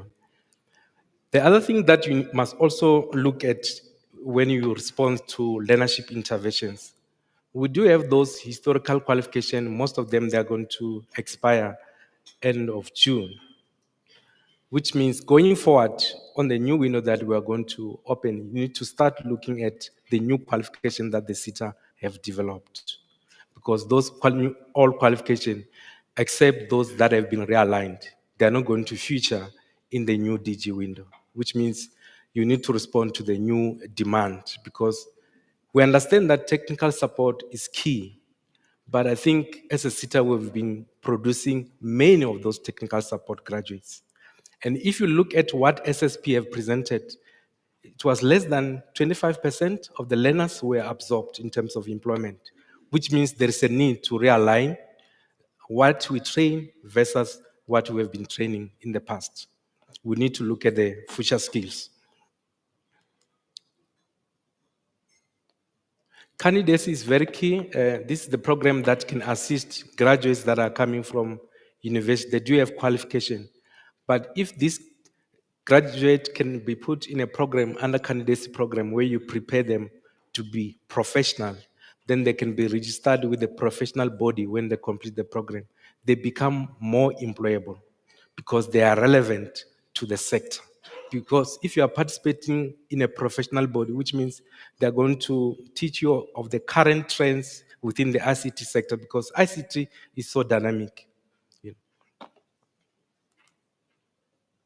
Skills program, the annual target is 1,000, and make sure that as you train your learners, you focus on those key unit standards that also have a workplace component, so that you can prepare your workers for your learners for the world of work. Short program, I think I did indicate most of the programs that you can look at. If you look, some of the restaurants have also introduced robots, where you find that in the past you used to have a waiter who have to come and deliver the order, but in future you're going to have a robot that's going to deliver order for you, which means we need to train learners around artificial intelligence skills so that they can stay competitive and be employable. You go to the manufacturing sector, they are using a lot of robots to manufacture the cars, to manufacture most of the products that are being done by the robots, which means there's a need to invest in those skills going forward. Rural development, the annual target is 60, where we have to have programs that are being implemented in rural areas. Moving to the programs that focus on workers, we do have bursaries as well for the workers. We do also have skills program for the workers as well. Unemployed learners, we do have a project, a target that focuses on supplying or offering bursaries to 910 students in a year. Those are the students that are studying programs within our sector, whether they're doing a degree in media, degree in ICT, then we fund them at a value of 90,000 per students. Then the budget that we've budgeted is 27 million. Then in terms of partnerships, these targets are aligned with the TVET colleges and universities, where we forge partnerships to respond to skills development.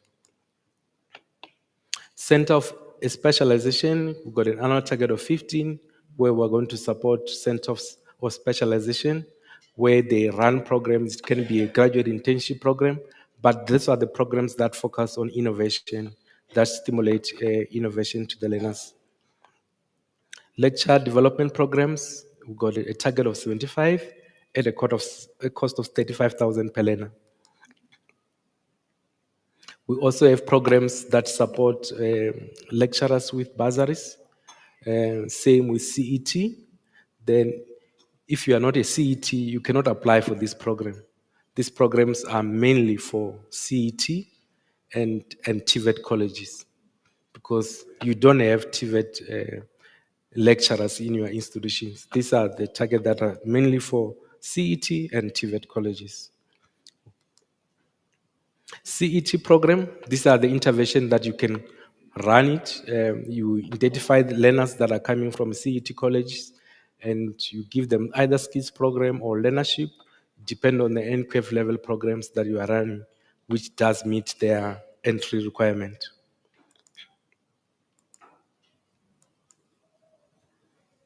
Cooperatives development, 150.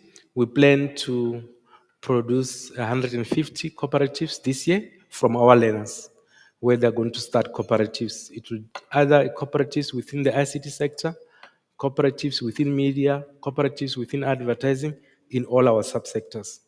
Then we've also planned to support more than 250 SME with various interventions. We have also planned 150 to support learners to start up their own enterprise. These are the projects where learners do unique standards such as new venture program, where they are being trained how to start up a business. It can be a skills program, it can be a learnership. NGO support, the plan is to support 150 NGO in the current financial year. Union support, 210 unions can be supported with various skills development, either a short program or a skills program for these workers. RPL program, 110 is the target, and we fund the program up to 35,000 for the workers per worker. Then we're just going to take you through the DG process. The first step is for the SETA to publish the DG window on the website, and the DG advert will reflect all those interventions that I've presented, like your learnership, your internship program, university placement, skills programs, short programs, all those interventions, they'll be there on the DG advert. Before you do anything, this is just an advice. Please read the advert.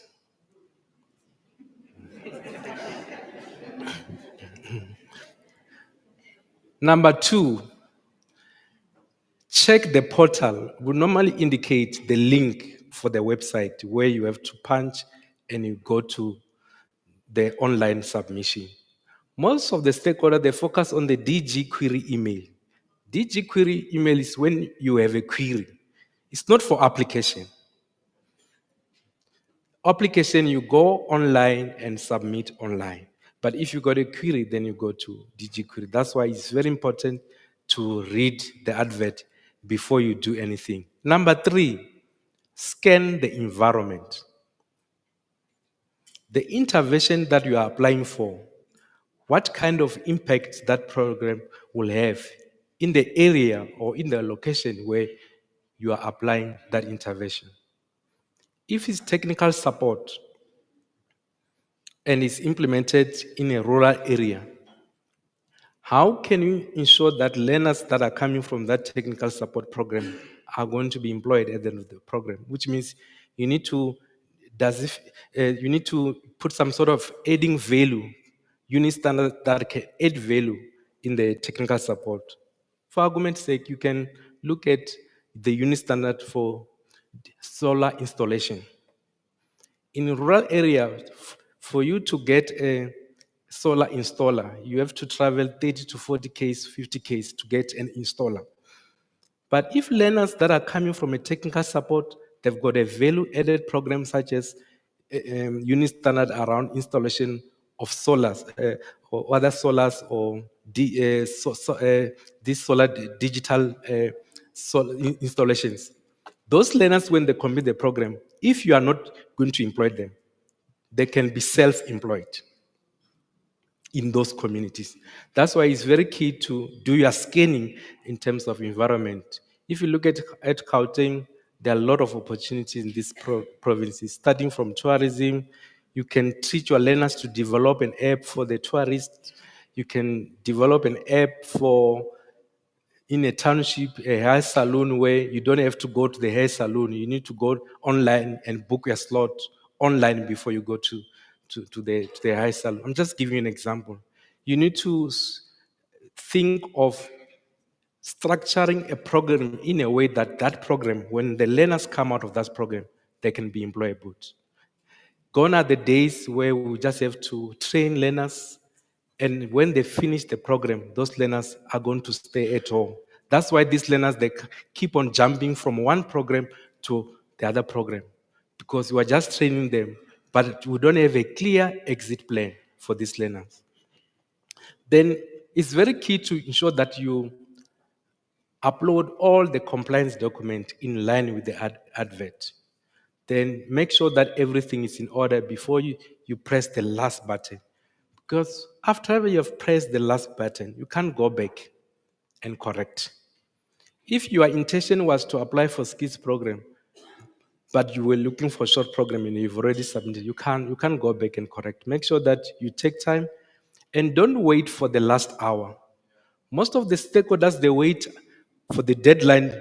10 o'clock, they're busy uploading information. And they're panicking about time now. Some, they end up uploading the ID of their children instead of their IDs. Because they are panicking. 12 o'clock is about to hit, you know. Don't wait for the last hour. Take time. We open it for 31 days. You know, you got 31 days to submit your application, you know. Then from there, if you have been shortlisted, we deploy advisors to come and do site vetting. They will inform you on time to say, on this day, we're coming and do the vetting. Please be ready, you know, so that whatever the document that they're looking for, you'll be ready with that document. Then from there, we start implementing the program. And in the current financial year, all the programs that we're going to implement, you are going to generate your learner agreement online. The other thing, when you receive the SLA, please read the SLA as well, because it's written that you must upload online so that we don't have issues going forward. Then the system will allow you to generate the learner agreement. You must upload the ID copies. Make sure that you upload everything so that the SETA pay you within the turnaround times. We don't delay payments, provided all the documents have been submitted. In terms of the all DG window updates, we have received 1,476 applications, and 802 applications have been shortlisted. And there are about 200 and odd numbers of stakeholders who have created their application on the system. Hence, you need to avoid to submit your application on the last hour. There were about 200 stakeholders who just created the application and they did submit because they were rushing. Then let me give you some sort of an update in terms of, I'll focus on the Gauteng province. You can see that in terms of Gauteng, number of learners or intervention applied for per province. In terms of Gauteng, there were about 2,668 interventions that have been applied by Gauteng stakeholders, and only 649 interventions were shortlisted for vetting. And in terms of number of learners, you can see that the demand was very high. 8,271 learners that have been applied by Gauteng province alone. I'm not going to focus on the other provinces, but you can see the demand, that the demand is always higher than what we can offer as a SETA. I'm going to focus on one of the interventions, which is learnership program. If you look at the target is 4,050 learners that we need to train in the current financial year. But if you look at the demand, it's 131,000 learners that have been applied for. We've got a budget of 263 million to support that indicator. Do you have your calculator reader? Ready. 131, I can't see the odd numbers, but if you can calculate that number times by 65,000, how much do you get?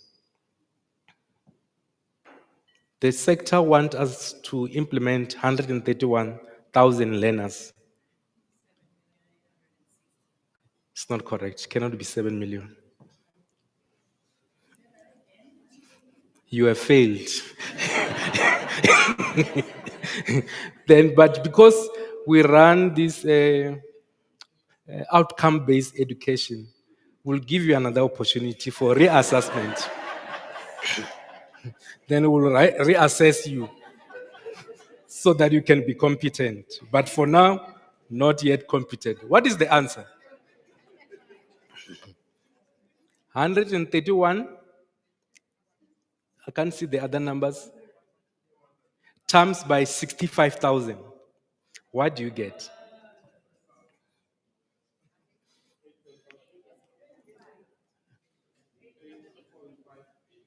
$8.5 billion. Natalie, please give the gentleman a certificate after the end of this program. Which means you can see that we need 8.5 billion for us to support that indicator. Do you remember the slide that Wunhle presented about 3-year annual revenue for the sector? How much was that? I think it was something 2.7 billion in 3 years. That's what we can do in 3 years. Then you can see that there is no miracle. There is no way out we can fund 8 billion, whereas our revenue is less than that amount, which means the challenge that we're having, we are just praying that maybe in the future there can be a miracle that we do have 8.5 billion revenue as a sector so that we can respond to this need. But as we stand, colleagues, it's very difficult. The demand is higher than what we have as a sector. We wish if we can do more, but for now we can do the minimum until miracle happen. Thank you very much.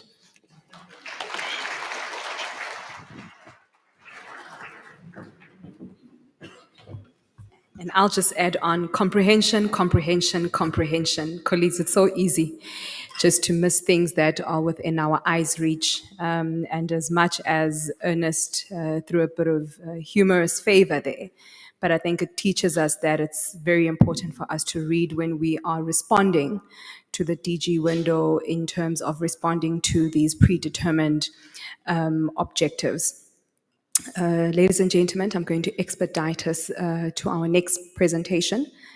Ms. Gugu Sema, I also just want to appeal to the presenters to be aware that you've got 20 minutes for your presentation. So if we could just keep our presentations succinct such that we are able not to miss any further time than what we already are. Thank you. Ms. Gugu Sema, please come up.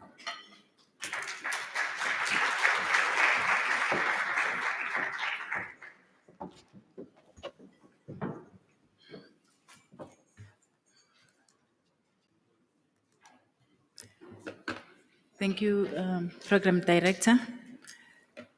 Ladies and gentlemen, good afternoon. A special greetings to our Chair, Mr. Sempiwe Tobela, and our CEO, and our colleagues, my colleagues, senior management. I'm going to take you through our journey as the MICT SETA, the 4IR division. I'm going to share with you some of the strides we have made since the establishment of the division.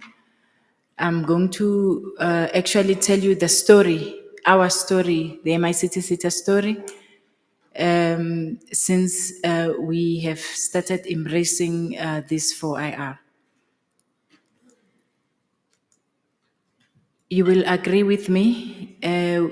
We started hearing more and more about this terminology in 2019, where our president at a national level started talking about 4IR, followed by the appointment of the 4IR Presidential Commission that happened in 2018. That happened at a national level. At the SETA level, we followed in 2019 where we established the 4IR division. We were given the mandate by our ministry, DHET, to lead in 4IR. Hence, we were the first SETA that was mandated to have a division that is looking after 4IR. In 2020, we followed what happened at the national level, where we established the advisory committee. We went out on a call to the industry, inviting key members, key players to serve on the 4IR advisory committee. In the same year, 2020, we developed our integrated digital skills strategy, which we're now implementing as a division. In the year 2020, we started with the development of the 4IR qualification, or rather the occupational qualification that are responding to 4IR, as the CEO earlier alluded. We also established the 4IR research chairs across public university. We then in 2022 started testing our own medicine from the qualification, because some of the qualification had already been endorsed by both QCTO and SAQA. We started piloting this program with some of our strategic partners. The advisory committees that were established in 2020, they had 4 work streams, such as education, labor, research, policy. I've noted some of the advisory committee members that are in the room. The purpose of this committee was to provide input and guidance on the major technological shift, innovation, and workforce strategies that will impact skills planning and implementation. As you know, that we are an authority body looking after skills development in the 5 subsectors. So these committees, they actually contributing and advising the organization in terms of the way forward. Just to also highlight some of the roles of the advisory committee in the same year when we established the committees. These committees, they played a key role in supporting the MICT SETA to develop the integrated digital skills strategy. They are advising the MICT SETA on strategies to enhance the MICT SETA subsectors globally competitiveness. They advise us on research programs to advance the 4IR. They advise us on skills development and the future of work, as you are all aware that we are in the digital era. At high level, just to share this, the vision of our strategy, it is a sector that benefits from enhanced digital skills, realigned workforce, redesign, ecosystem, and research. Our mission is to realign the labor workforce with 4IR skills demand to focus on industry-specific research agenda in support of the redesigned education ecosystem, digital skills, intervention, and innovation. You will note on both our vision and our mission, we talk of redesign, we talk of research, innovation, because the state we are in, it requires us to reframe, to redesign our processes, our thinking, to be able to respond to this ever technological advancement that we are facing in our sector.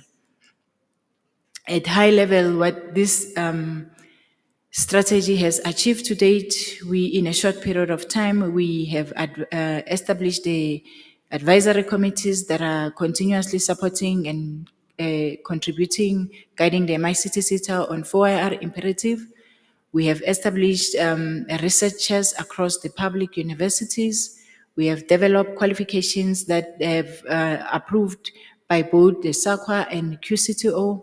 We have signed MOU with different strategic partners with the aim of implementing this 4IR occupational program. The qualifications that we have developed to date, they are ranging from AI. I'm not going to go through the list. We'll make the list available. But just to note, in 2020, when we started with the journey of developing the qualifications, We have developed 11 qualifications. Those are the first set of qualifications we've developed in 2020. Continued in 2021 with those qualifications that you see there. The CEO touched on the implementation of the mobile repairs and the impact it had with one of the strategic partners that we've implemented with them. We continued in 2022-2023 financial year, still with the development, and to date that makes the total of 50 qualifications. We are planning to continue developing more qualifications. Just to share with you what is in our plan for 2024 financial year.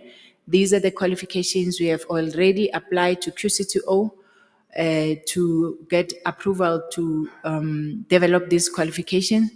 Database security expert, creative and critical thinking.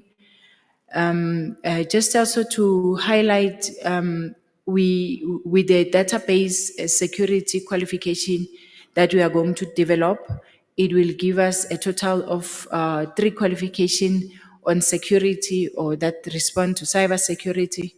This is also indicated or judged from the data breach that the country has been experiencing. It also shows in relation to skills that we are lacking qualified experts in this area. We therefore need to ensure that we expose more and more our young people to have these skills so that they will assist our country, to combat this the data breach that most organizations are experiencing, including the academia. Creative and critical thinking, you will note in the past we developed design thinking. We now gonna develop creative and critical thinking as a qualification.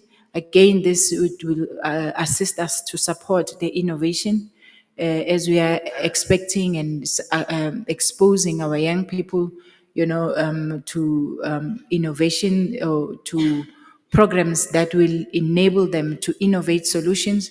It is also a need that we also enhance the creative and critical thinking skills. So hence we're going to develop this qualification. Business intelligence analyst, machine learning specialist. So these are the 4 qualifications that we will be focusing on developing as full qualification for the 2024 financial year. Skills program, we will be developing those 2 skills programs. I spoke of researchers. We have established this initiative in 2020 as a response to this NSDP as one of our governance or governing legislative framework. Its objective, it states that we need to produce more than 100 doctoral graduates per year. We need to expand on technology and innovation output by increasing research and development spending. In support to this, we therefore started this initiative, adopting a different approach on our researchers. These are the universities where we have our presence, where we are well established. We have appointed professors that are leading the chairs.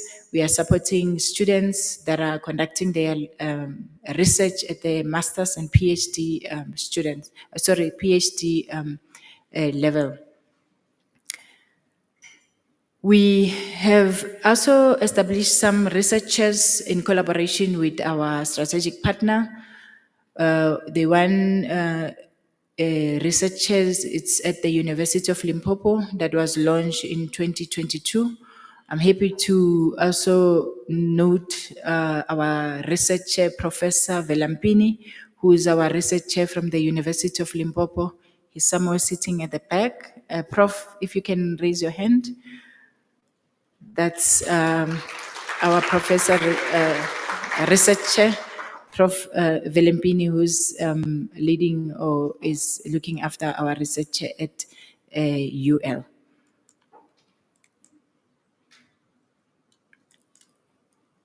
Since the inception of the researchers, we have managed to reach out or to support and sponsor 425 beneficiaries. They are all at the master's and PhD level, these students. And our researchers, they are based on 3 pillars, which is research, innovation, and capacity building. Again, you will note innovation is at the center because the organization have taken a strategic decision to ensure that we support innovation at all level, whether it's at the TVET level, whether we are with strategic partners or with universities, as we have partnered with various universities. These are some of the projects. The CEO also alluded that we have developed our LMS, Learner Management System, in collaboration with the Tshwane University of Technology. He mentioned that there are other projects that are allocated to different universities. So these are the ICT projects that we have allocated to these different universities where the student involved in developing these solutions. I will just talk to the University of Limpopo. We have allocated the DHET College and SETA Times website. This project is almost at its tail end. We are happy to share with you, under the leadership of Prof. Velempini, who is in our midst, that soon we will be deploying this solution or this website at a DHET platform. We have continued to allocate other programs with other universities. You can see again, the Tshwane University of Technology has now 2 more projects.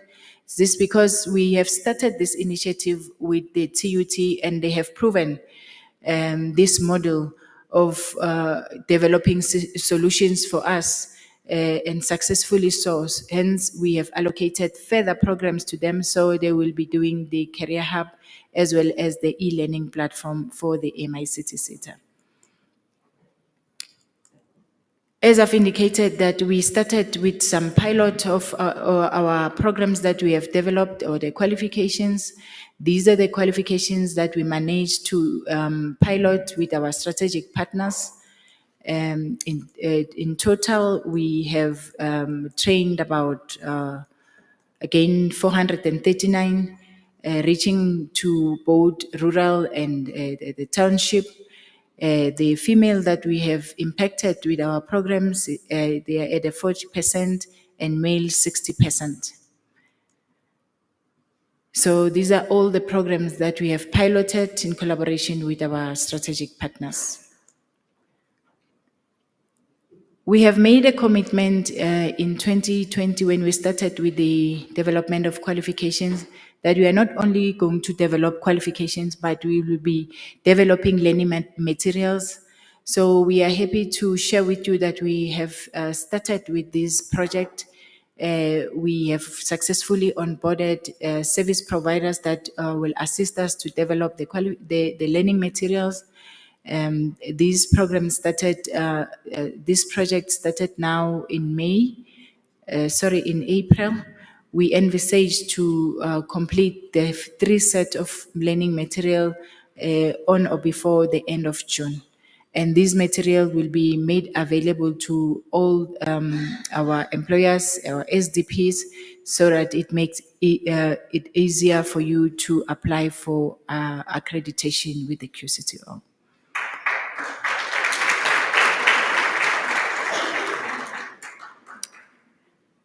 We are grateful for that, but you must give thanks to the chairperson of the board, because all this, it was the decision of the current board together with our CEO at the strategic level. So another round of applause for the board. Thank you. Some of the stories just to share with you, to say, since the implementation of the program at a pilot level, we have seen 68 jobs permanent jobs created, 27 companies that have been registered, specializing on the different technologies, 10 registered digital cooperatives, 5 digital hubs in incubation programs. So this is it all happened at a pilot. You can imagine when we start to roll out this qualification as learnership and full blown, we will have more and more successful stories. Just to share with you some of the highlights on the programs, we have implemented the fiber optic program at the Eastern Cape. This program was focusing on females only. We ran another one in Gauteng, where the program was only earmarked for females. And the reason, because this space is male dominated, and we need them to bridge the gap and to expose more and more women, or give more opportunities to young women. We have also implemented some of the program, including the mobile repairs. This is one of the highlights where one of the stakeholders issued a tool at the end of the program for the learners to continue fixing or repairing mobile at the respective communities. We've ran a 5G and a cloud program with our strategic partner again in KwaMhlusha, which is a rural part of Mpumalanga. We have also identified different labs at TVET level, where we have entered into MOUs with 20 TVET colleges with the aim of accessing their labs. We have noted that most of the TVET, they've got labs, but those labs are unutilized. And therefore, to make sure that we bring life to those labs in collaboration with our partners, we have therefore entered into MOUs with the different labs. We've also identified other labs at other academic institutions, at government entities, to establish these learning labs, turning those old buildings that are not used to digital hubs or digital labs. We've run hackathon in fostering an innovation, or the culture of innovation and digital entrepreneurship. We have implemented various hackathons to allow our young people, or our young youth to be developers, or to innovate and come up with solutions that will address the social challenges. Some of the hackathons that we have run in the previous financial year, we've run a hackathon with the SETA, the State Information Technology Agency. We've ran a hackathon, a 5G hackathon with Forge Academy. We've ran hackathon with MLab, as well as the Geek Culture. All these are our strategic partners that we're collaborating with them in this different initiative. Thank you very much, ladies and gentlemen, for your attention.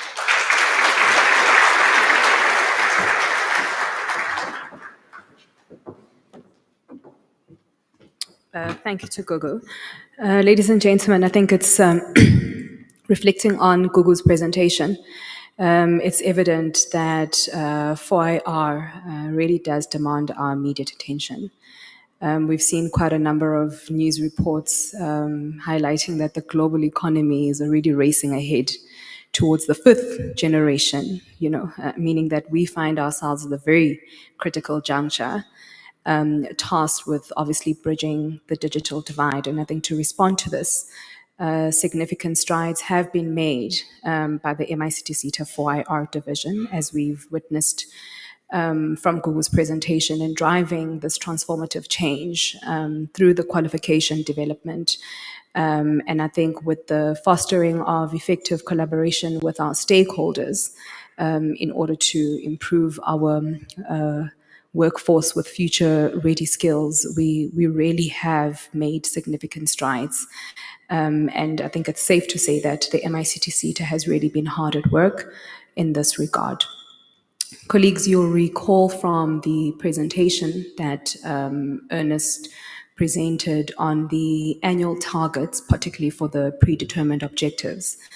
It seems as though, with the numbers that Ernest had presented in regards to the national outcomes that are required, that in reality, there's a bit of a disjuncture there, meaning that when we do open up the window in June 2024, we really need to take into consideration that the interventions that we are applying for are not only making a meaningful difference, but then they are also responsive to the subsector requirements, and that they also respond to what those geographical needs are. So I think an important date to diarize on in the opening of the discretionary window advert is June 2024, but we will obviously make the information available on all our platforms, our social media, as well as our website, such that you do not take time and respond last minute,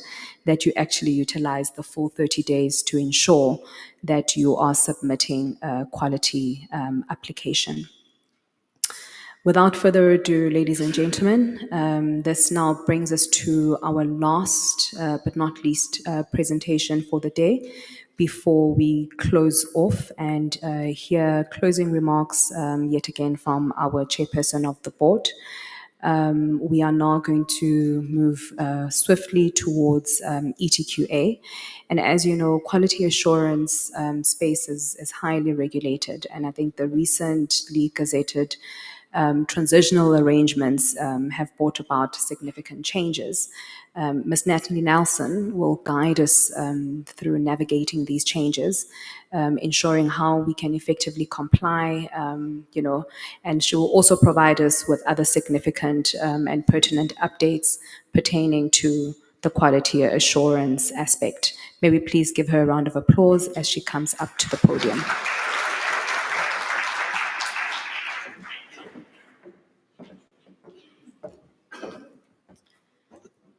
Thank you, Program Director, Chairperson of the Board, Mr. Simpiwe Tovela, CEO of the MICT SETA, Mr. Madume Maribana, my esteemed colleagues, senior managers from the MICT SETA, managers from the MICT SETA, and you, our critical stakeholders in the implementation of our mandate.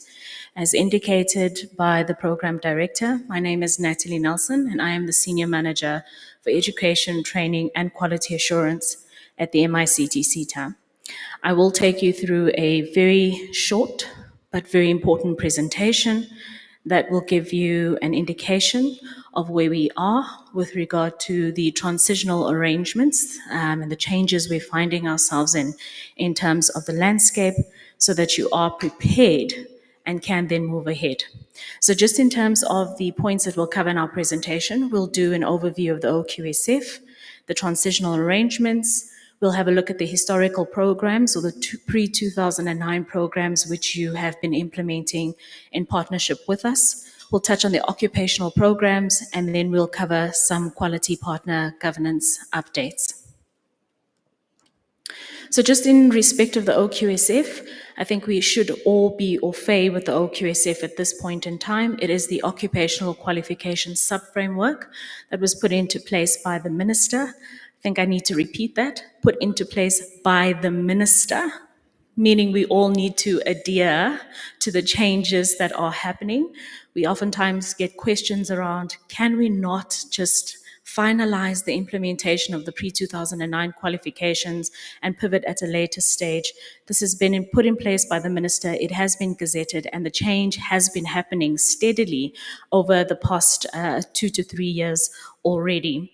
And what this OQSF seeks to do is basically to ensure that we have qualifications, full qualifications, part qualifications, skills programs, short course programs that actually address the skills needs as identified by the various industries. And so this determination was put into place as of December 2020. So what does this OQSF mean, and what does it mean in the bigger scheme of education, training, and quality assurance? I'm sure you would be aware that we have then the primary and the high school education system that basically is taken care of by Umalusi. So if you have a look at the diagram that's currently showing, on the left-hand side, we see then Umalusi takes care of NQF level 1 up to NQF level 4, and they are responsible, of course, for primary and high school education. Then from NQF level 5 up to NQF level 10, we then have the Council for Higher Education and Training, and that's also where your traditional universities would sit in terms of the programs that they offer. Then moving into the right-hand side of the diagram, and this is now applicable to the SETAs. In the past, the SETAs could only develop qualifications up to and including NQF level 6. We now have a mandate to develop qualifications up to and including NQF level 8. And this is quite an important and a significant change, because it basically means that vocational learning can move up to and including an honors level, which actually did not happen previously. This also then provisions for articulation, whether it is diagonal, whether it is horizontal. So basically that means that if a student who is sitting at an NQF level 4 level wants to access a program, a digital skills program within the SETA space, they now can do that because of this transition and because of how the occupational space is working. The green line is quite important for you to note, that arrow. We'll chat about it later in the presentation, but it refers to the external integrated summative assessment, which is part of the process that happens within the implementation of the occupational programs. So speaking of the occupational programs, we've just noted all of the different levels, starting at the NQF level 1. As we continue with the slides, you'll see most of these programs sit at a minimum of 120 credits. To create a clear distinction, the commencement of a skills program starts at a minimum of 8 credits and a maximum of 59 credits.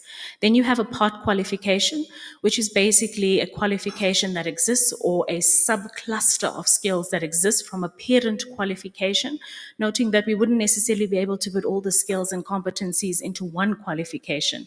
You would find that you've developed the qualification, there are some additional needs, and now you need to develop a sub-qualification. That's what we then term a part qualification, and that starts at 50 or 60 credits up to and including 119 credits. And finally, we finish then with a full qualification at 120 credits. So you'd note most of them sit at 120 credits, except for the occupational diploma, which must have a minimum of 360 credits. So the transitional arrangements, which we are all subject to, important to note the provisions. 30th of June 2023, meaning the pre-2009 qualifications, the historical qualifications that we know and love, no longer exist for training providers to access for accreditation.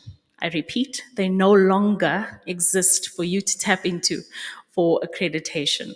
So this basically means that we move into the next phase, which is the last date of enrollment. So this basically means if you are a provider, you are accredited, you have been accredited with the MICT SETA, you have learners in enrollment, you need to ensure that you enroll these learners with the MICT SETA on or before 30th of June 2024. This is less than 6 weeks away.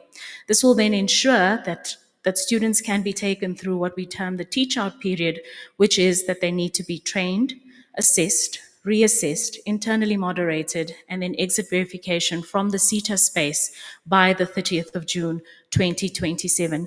Colleagues, it's really important to note that we need to enroll these learners. If we are unable to enroll the learners before the 30th of June 2024, we would not be able to exit these learners. So in terms of the process that the SETA would follow, we have provisioned for the learner enrollment process. And I think earlier my colleague Gugu alluded to the fact that we are in the process of developing our learner management system. We anticipate that the system would go live from an ETQA module perspective around July, August. We are finalizing the last stages of testing. And I'm sure some of you have been part of our testing pool in terms of some of the sub-modules. And we thank you for your participation and feedback in assisting us with getting the modules to work as systematically as possible.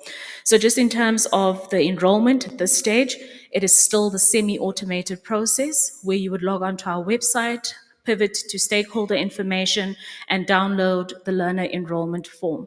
Once you've completed that process, you would need to submit it to then certification at mictceta.org.za. Within 21 working days, you would receive a letter that would indicate that your learners are registered. Again, failure to submit this or to actually enroll the learners with MICT SETA renders the learners ineligible for exit verification.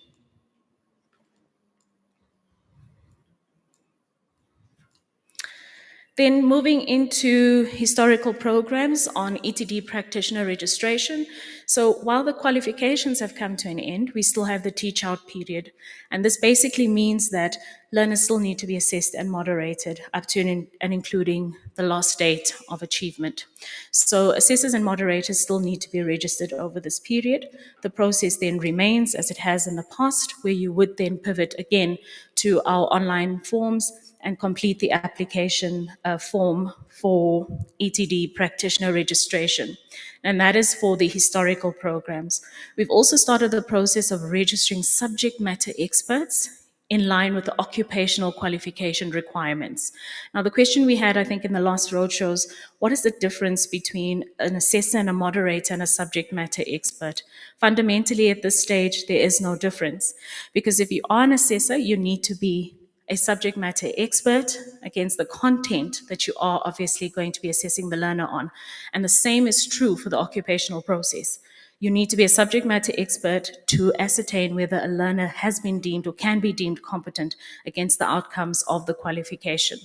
The moderation process, however, is exempted specifically then to the ESA Center registration, where there'll be oversight from the moderator in the process, as well as the assessor would be allocated in terms of the ESA. So what do you need to become registered? You need to certainly have a certified copy of your ID. If you are of foreign descent or a foreign national, you need to ensure that you have got your work permit in place. If that is not in place, and also if you've had that in place for some time, the Minister of Home Affairs has issued an exemption, which is up to and including the 24th of December 2024, so you would be exempted from submitting an updated work permit if you are someone of foreign descent. A comprehensive CV, which must reflect, of course, that you have had experience and exposure to the areas where you seek to become registered. And then if you are a moderator, you need to be able to prove to the SETA that you understand the process of assessment, because you're not just looking at whether a learner is competent, but you're also endorsing the process that was followed prior to the SETA comes out, to the stage where the SETA comes out to endorse. So our end-to-end process generally takes about 30 days, and this is if you have submitted all of the necessary documentation, fully certified. The presidential determination moved certified documents from a validity period of 3 months to 6 months. So please ensure that that is in date. That's actually the one area where we have delays in terms of registering our ETD practitioners. And also when we respond to say, please submit your updated information, it does take quite some time for you to obviously submit your updated documentation. So important to note, the length of time in terms of the process is not just dependent on the SETA, but on compliance to the said process. In terms of verification, the next process, you would note, verification is the process where the SETA comes out to endorse the program that you have implemented.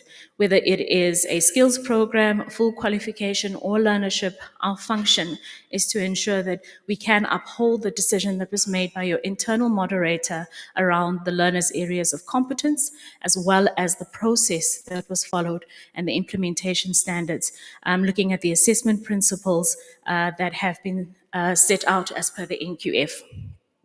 In the SETA concept, the MICT SETA context, we look at 3 types of verification. We look at induction verification. All learnerships, all funded programs are subject to induction verification. The purpose of this is to assist you with the process of preparing for exit verification. We want to be sure that you are ready to implement the program. And I'm sure, colleagues, you want to be sure that you are ready to implement the program.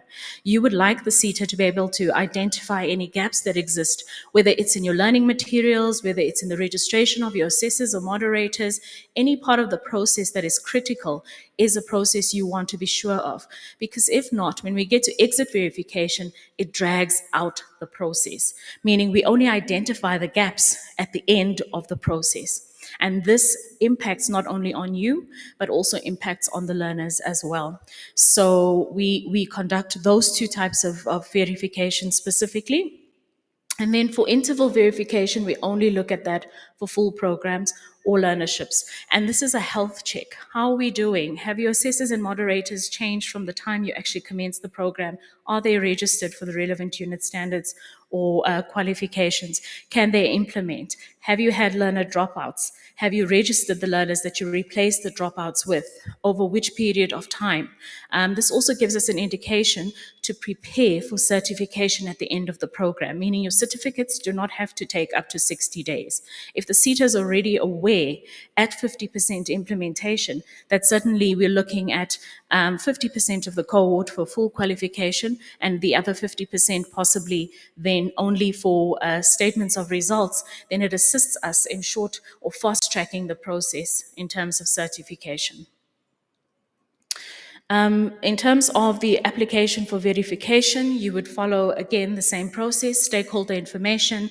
You would go to the relevant form, complete it, and submit it to the SETA. We will be in contact with you around the information that we do require in order for us to start the process. Important to note, we need your fully endorsed assessment report, your moderation report.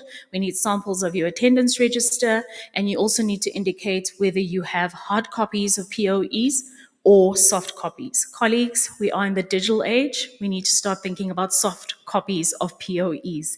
It simplifies the process because we can then run online sessions in terms of verification, and it assists then with the turnaround times for you also to close this process.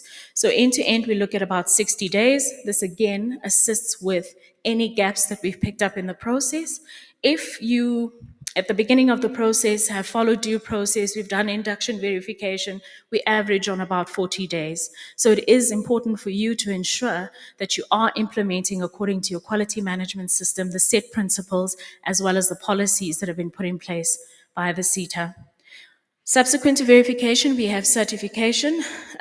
Certification, of course, for us is twofold. We issue statements of results for those who've completed unit standards within a full qualification or learnership or a skills program, and a full qualification for those who've completed all of the requirements of the qualifications, and that obviously includes the selected electives. And we just need to ensure that, of course, before we get to certification, you need to track the learner implementation. So you should have some form of a spreadsheet. Thankfully, with the LMS system, you'd be able to then track learner progress prior to actually finalizing the assessment. You'd be able to go in learner by learner and actually indicate which unit standards learners have completed and whether they've been deemed competent or not yet competent, how many opportunities they've had. So by the time your advisor comes out to conduct your exit verification session, we have an indication once again of certificates as well as SORs that need to be issued. In terms of our turnaround time there, we look at an average of about 40 days, and I'm happy to say we are averaging on about 20 days, dependent on the information that we receive. Now, colleagues, just to note that your learner enrollment form actually mirrors then the exit verification form or the SOR demo as well as certificate spreadsheet. The categories of information that you send to us at enrollment, same category of information that we need at the end. So this allows you then to also track the learner progress and submit it to us at the end of the process.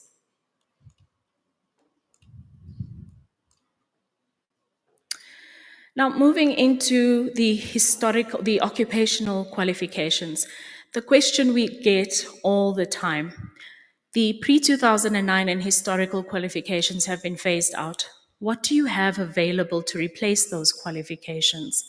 What can we do, or what can we seek accreditation for with QCTO? So our mandate within the ETQA is to realign the historical qualifications into occupational qualifications. Now, I think the understanding is generally that if we had a qualification for on-site premise solutions under ICT skills, and we had 5 qualifications, that you can expect 5 occupational qualifications to replace that. That doesn't necessarily work in that fashion. How it does work is once we start with the realignment process, we engage with our subject matter experts, our community of expert practitioners who guide us on what the qualifications should entail and include. Remember, we are not building qualifications to become white elephants that are not utilized. We are building qualifications that are required by the sector. So we engage with the SSP and we have a look at, from industry's perspective, what occupations and skills are required.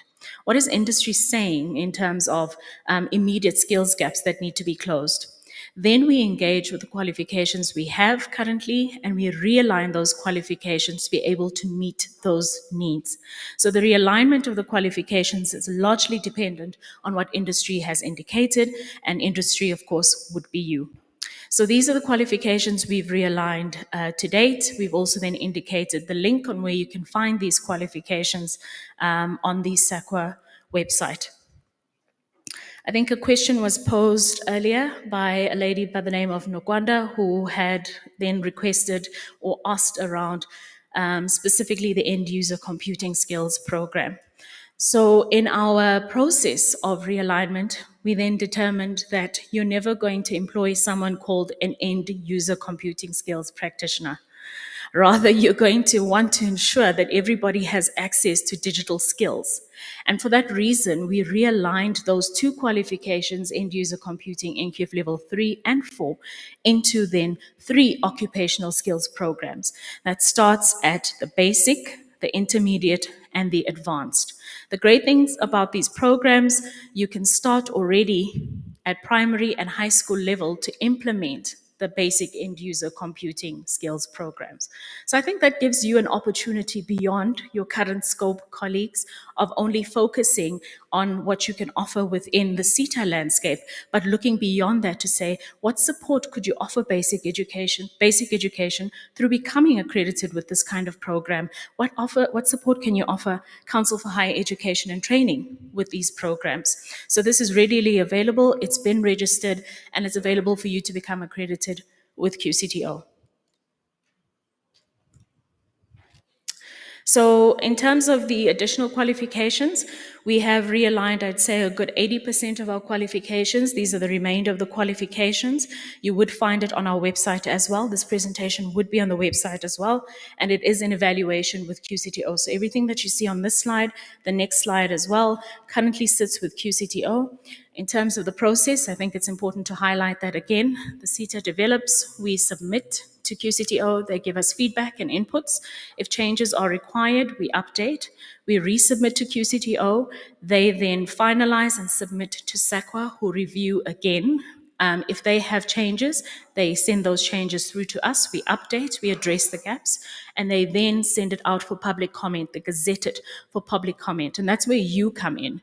We may be the subject matter experts in terms of the development of the qualification according to the set and prescribed standards by QCTO, but we need you, subject matter experts who actually understand what's happening within the particular sector and the occupation to join us to develop these qualifications. We cannot develop them alone. So please join us on our quest to ensure that there are sufficient qualifications to address the skills gaps as identified by the sector, which would obviously assist our beneficiaries to become either more employable or to assist them to move into entrepreneurship and become SMMEs.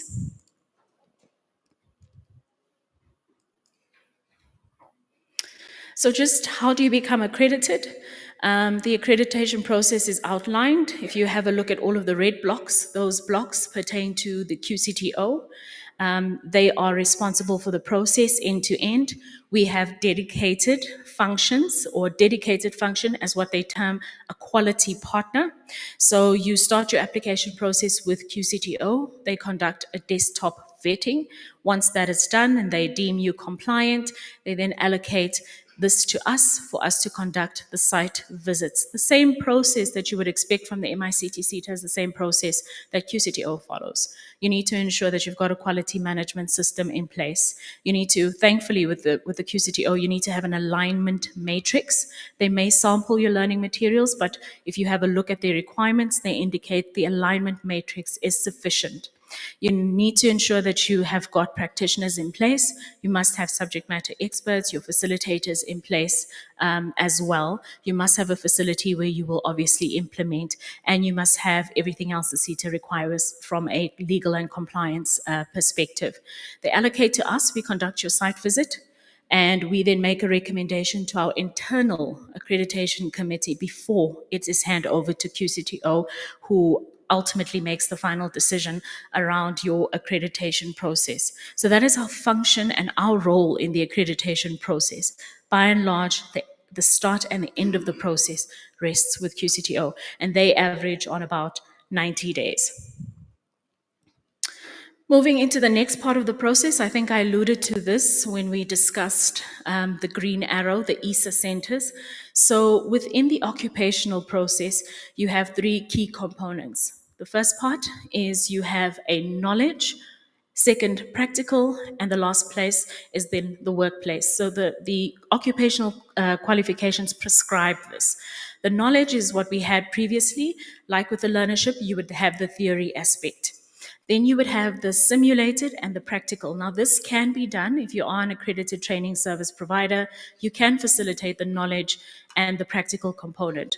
However, you would need to sign a service level agreement with an institution or an organization to implement the last component, which is the workplace learning. And I think my colleague Ernest put a lot of emphasis on the importance of exposing learners not just to the theoretical aspects of qualifications, but also then to the physical aspects so they are able to implement. So this is now prescribed under the occupational process. Learners must be placed there. They must have a workplace mentor. The site must be registered with the MICT SETA.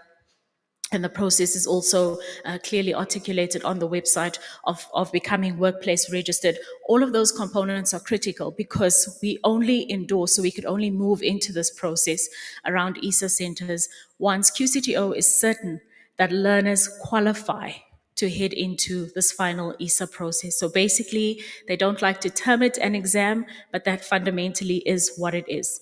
So you would need to be issued with statements of results for your knowledge component, your practical component, as well as the workplace component, and that gains you entry into the ESA. So what is an ESA center? It's basically a quality partner between yourself and the SETA.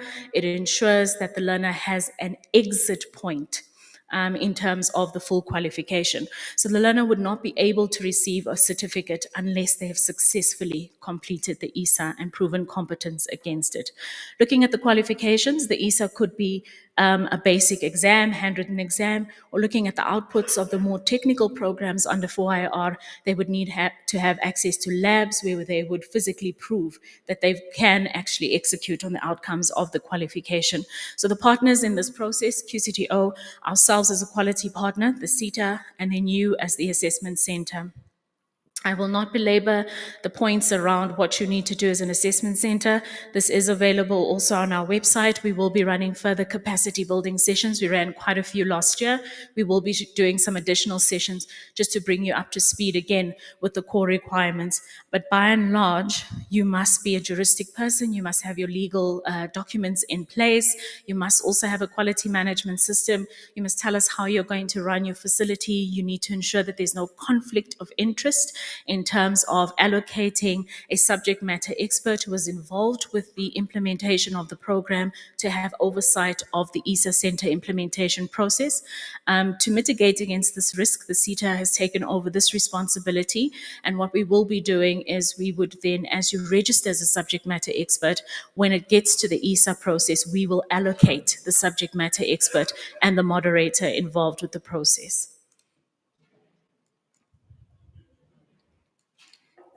So in terms of the ESA process, again, this is a QCTO process. You would need to log on to the QCTO website and apply for this accreditation process end to end. It takes about 40 days to complete. The duration of the process also is subject to you ensuring that you have the necessary information at your disposal when we come out and obviously conduct your site visit, as well as then any feedback we may receive from QCTO in respect of the recommendation that we have made.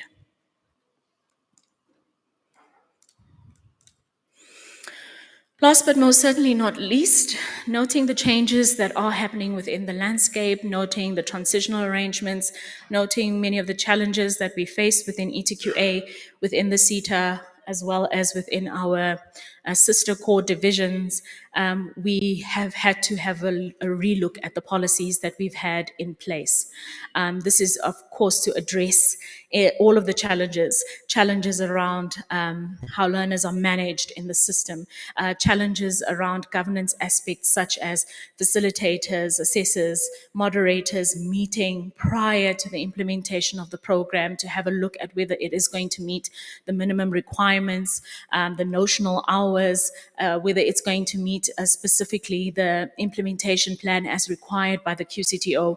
We've had a look at all of those aspects and done consolidated policy updates to not only address the historical qualifications, but also to address our process of governance within the occupational qualification process. Colleagues, important to note these changes do affect you. So as you've signed the terms and conditions of accreditation, signed the terms and conditions as an ETD practitioner in the process, you are now subject to these updates within these policies. We take this very seriously as a SETA because we focus then on ensuring that our beneficiaries are not disadvantaged in the process of partnering with you for implementation. So the policy updates, particularly the policies that we've looked at, we looked at the updated accreditation policy. Important to note there, we've clearly stipulated reasons for suspension and withdrawal of accreditation, which the previous policies were silent on, as well as then for assessment and moderation.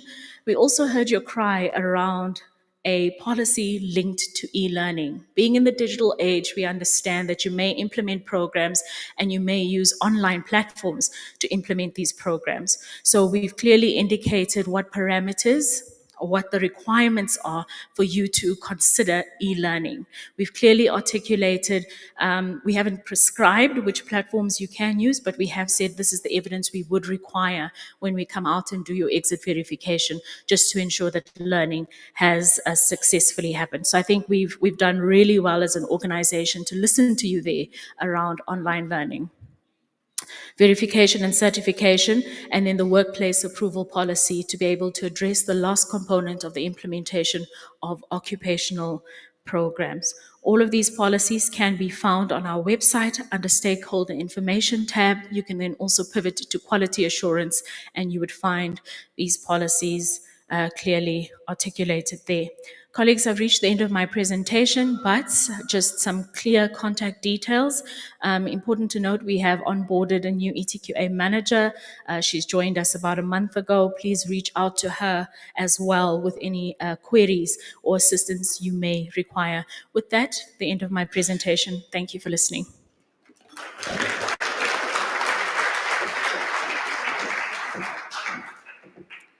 Thank you to Ms. Nelson for her detailed presentation.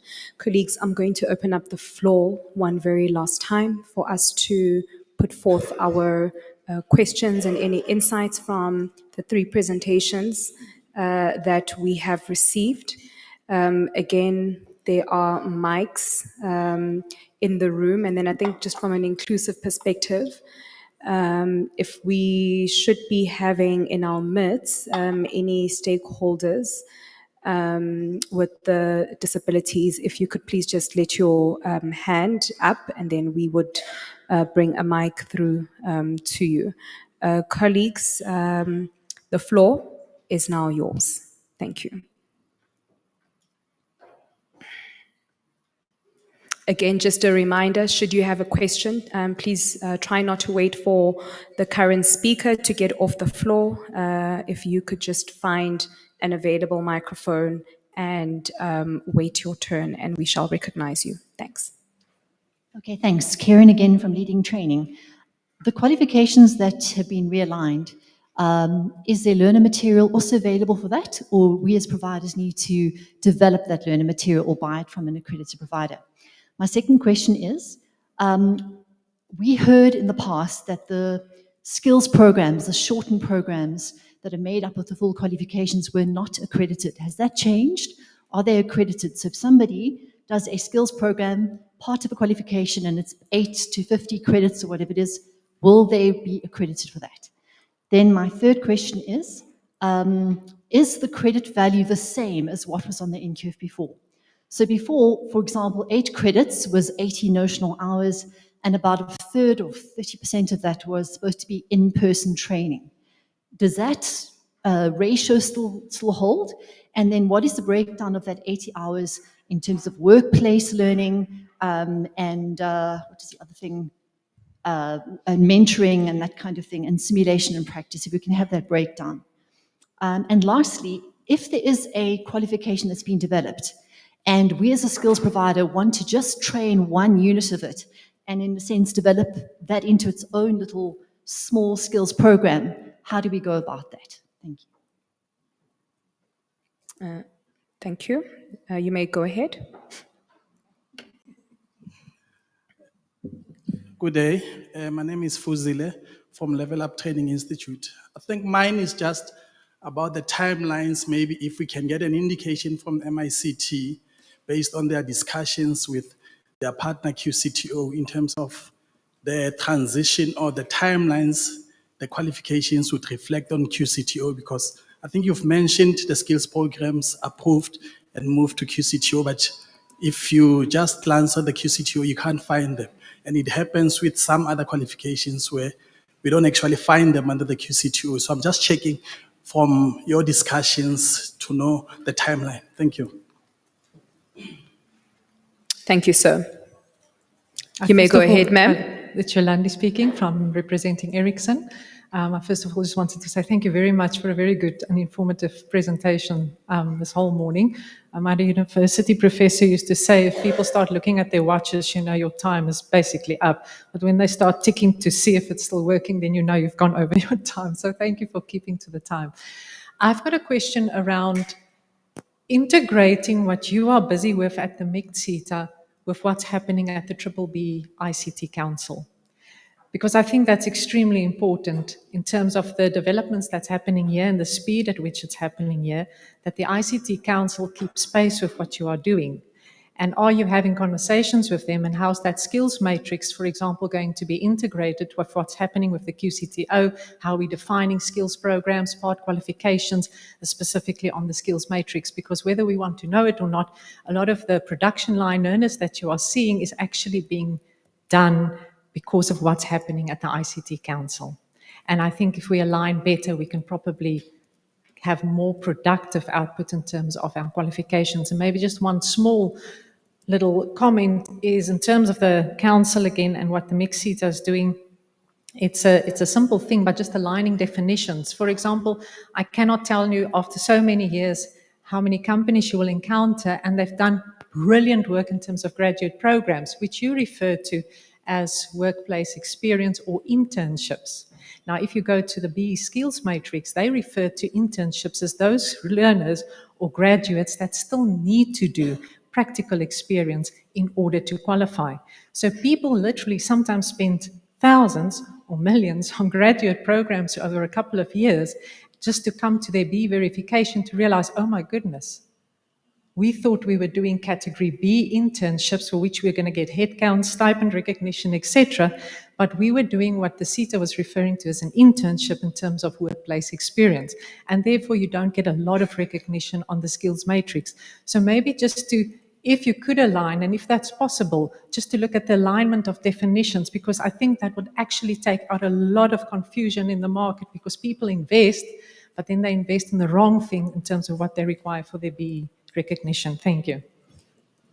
Thank you so much for the questions. All right, we've got 2 more questions.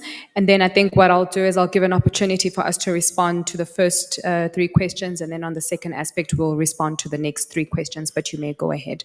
Thanks. I'm Tando from Impactful.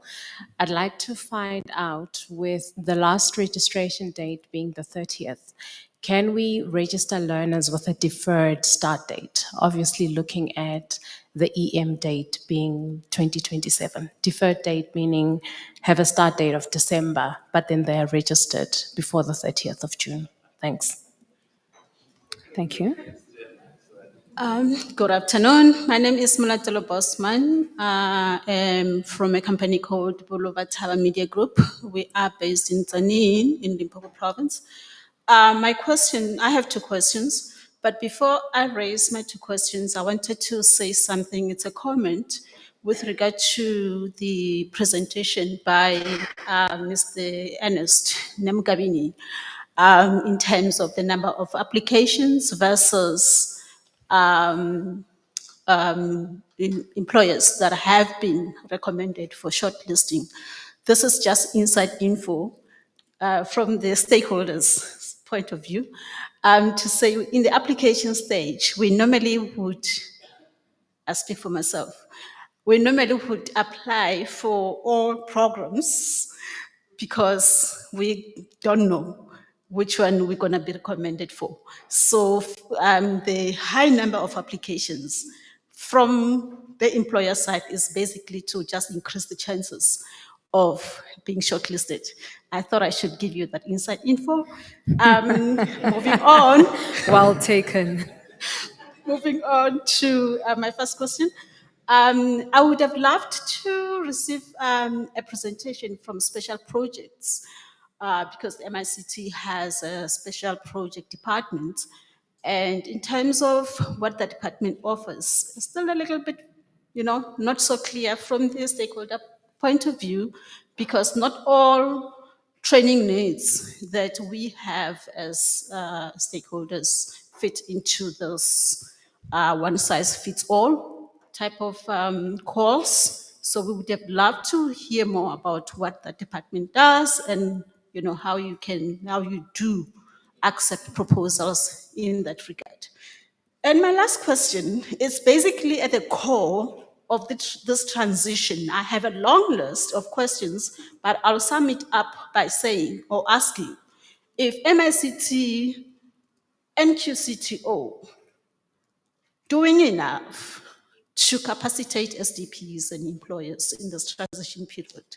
There are a lot of questions that some SDPs and employers are grappling with. And the question is, are you doing enough to capacitate us? Thank you. Thank you, Mulatelo, for your comments and question. I did say that we've got 2 more, so I'll take your 2, but then we'll answer it after the first panel of responses. Mr. Luniga, you can go ahead.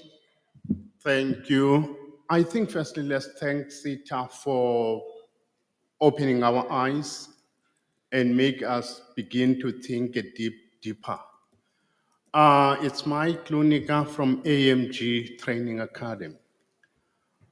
Firstly, it goes to the CEO.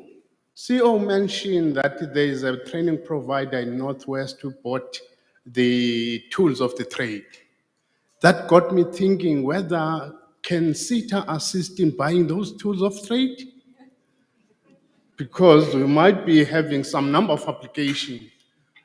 Secondly, I'm going to Natalia, but it's not a question.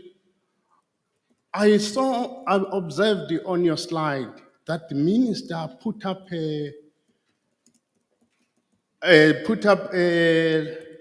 the Gazette on the 24th of December on a COVID year? Is there any advisory team to the minister who will put up a Gazette on the 24th of December on a COVID year? I think in future you should look at the dates a bit better. Thank you.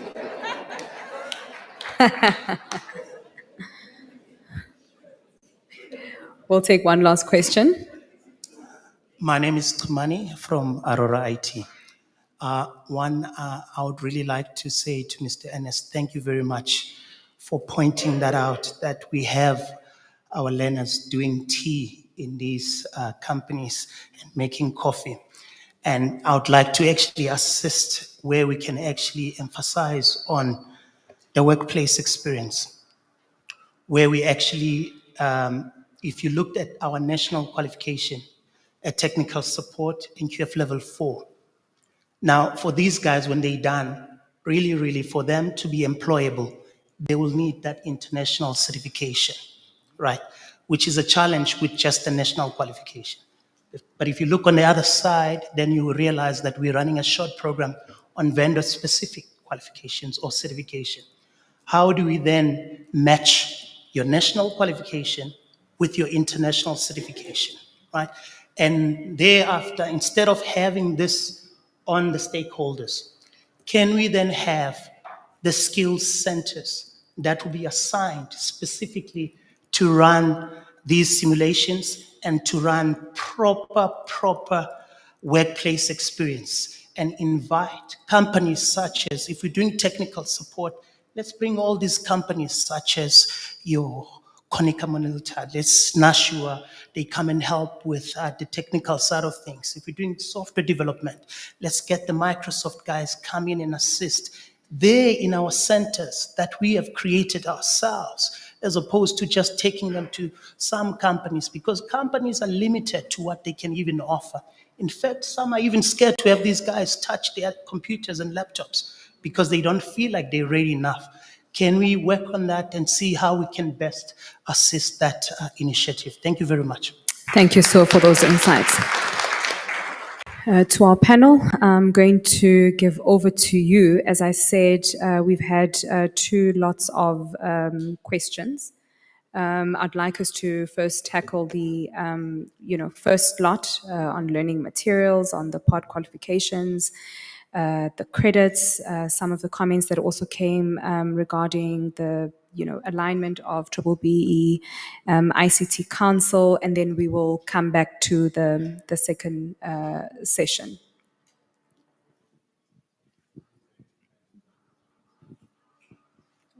Yes, ma'am. Okay, thank you for the questions. I think I'll tackle the first one around learning materials. So yes, the learning materials would be made available.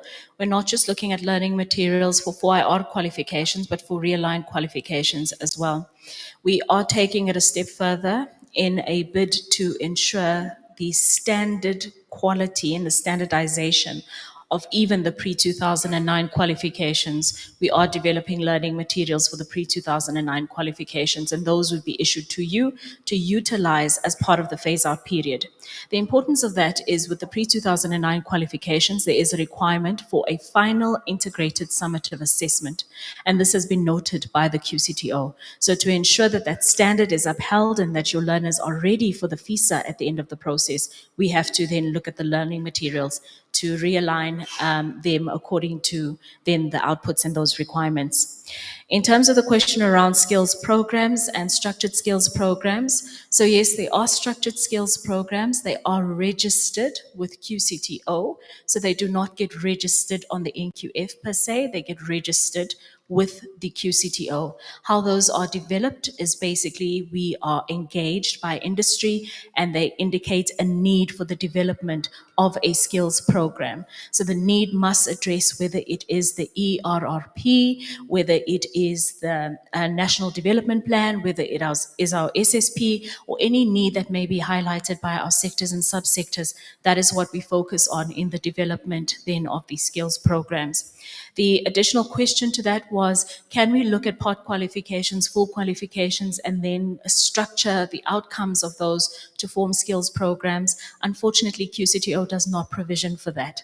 So you cannot train in isolation, only specific unit standards or specific units of learning. They don't work on unit standards. Tasks, you would then need to have a dedicated skills program developed to be able to address that. In terms of the notional hours are prescribed by the NQF, so those remain. If you have a look at the curriculum documents for occupational qualifications, it clearly indicates to you what the output or the unit of learnings, the tasks are, and it tells you the credit value. So the credit value still gives you an indication of the notional hours where you obviously would need to focus. In terms of the question of what the split would be, the split is quite evident from the knowledge, practical, and workplace component. So you can integrate then the workplace or the knowledge and the practical component. You could simulate while you are actually doing the theoretical aspect as well. And this works very well for more technical programs as opposed to, just the I would call them business and general programs. So those are the questions then I think around credits. In terms of the timelines for loading, we also note the time lapse from a QCTO perspective. They update their website every quarter, so they update not just the accredited providers, etc., but also the qualifications that have been registered, as well as the skills programs. So there is some kind of a time delay, but from our perspective, as soon as we've received this feedback, we load it onto our website, and it is published then through our various platforms around stakeholder engagement. I think I'd like to touch on the question around deferred registration. Our chair in the previous stakeholder roadshows always says, if you are ever asked by any one of our advisors about making a process run smoothly, or that they need grease on their hands to facilitate a process for you, it isn't right. So that doesn't sound quite right. Certainly, it's not something that the SETA can attest to. That's something that we can do. So unfortunately, if you have not registered by the 30th of June, then you would need to seek out accreditation with the QCTO. In fact, colleagues, all of us in this room should already be in the process of seeking occupational accreditation with QCTO for the programs that are available, the replacement programs, so that by the time you're ready in December, you can already start with the process of enrollment with QCTO for those learners. The question on, are we doing enough? I don't know how we would define enough. I think this transition is difficult for all. It's difficult for the SETA, it's difficult for beneficiaries, it's difficult for our stakeholders, it's difficult for all of the key role players in this process. But it is not going to change. We are moving forward. We need to start looking at adjusting and pivoting so that we are able to actually meet the demand that is going to come subsequent to obviously the end of these qualifications. We do run capacity building sessions. We do it on a quarterly basis. We also know that QCTO run their own capacity building sessions as well. Should you require a specific capacity building session, please reach out to us on our email addresses. We will then facilitate a specific workshop to try and bring you up to speed with the changes and what we are aware of. Mr. Lunica, your question around, or your statement around the ministerial determination, I think it's important to maybe give some historical information. This already was instituted or discussed in 2015. If we have a look at the qualifications, the initial registration end date was 2018. It was moved to 2019. So this has been a long time coming.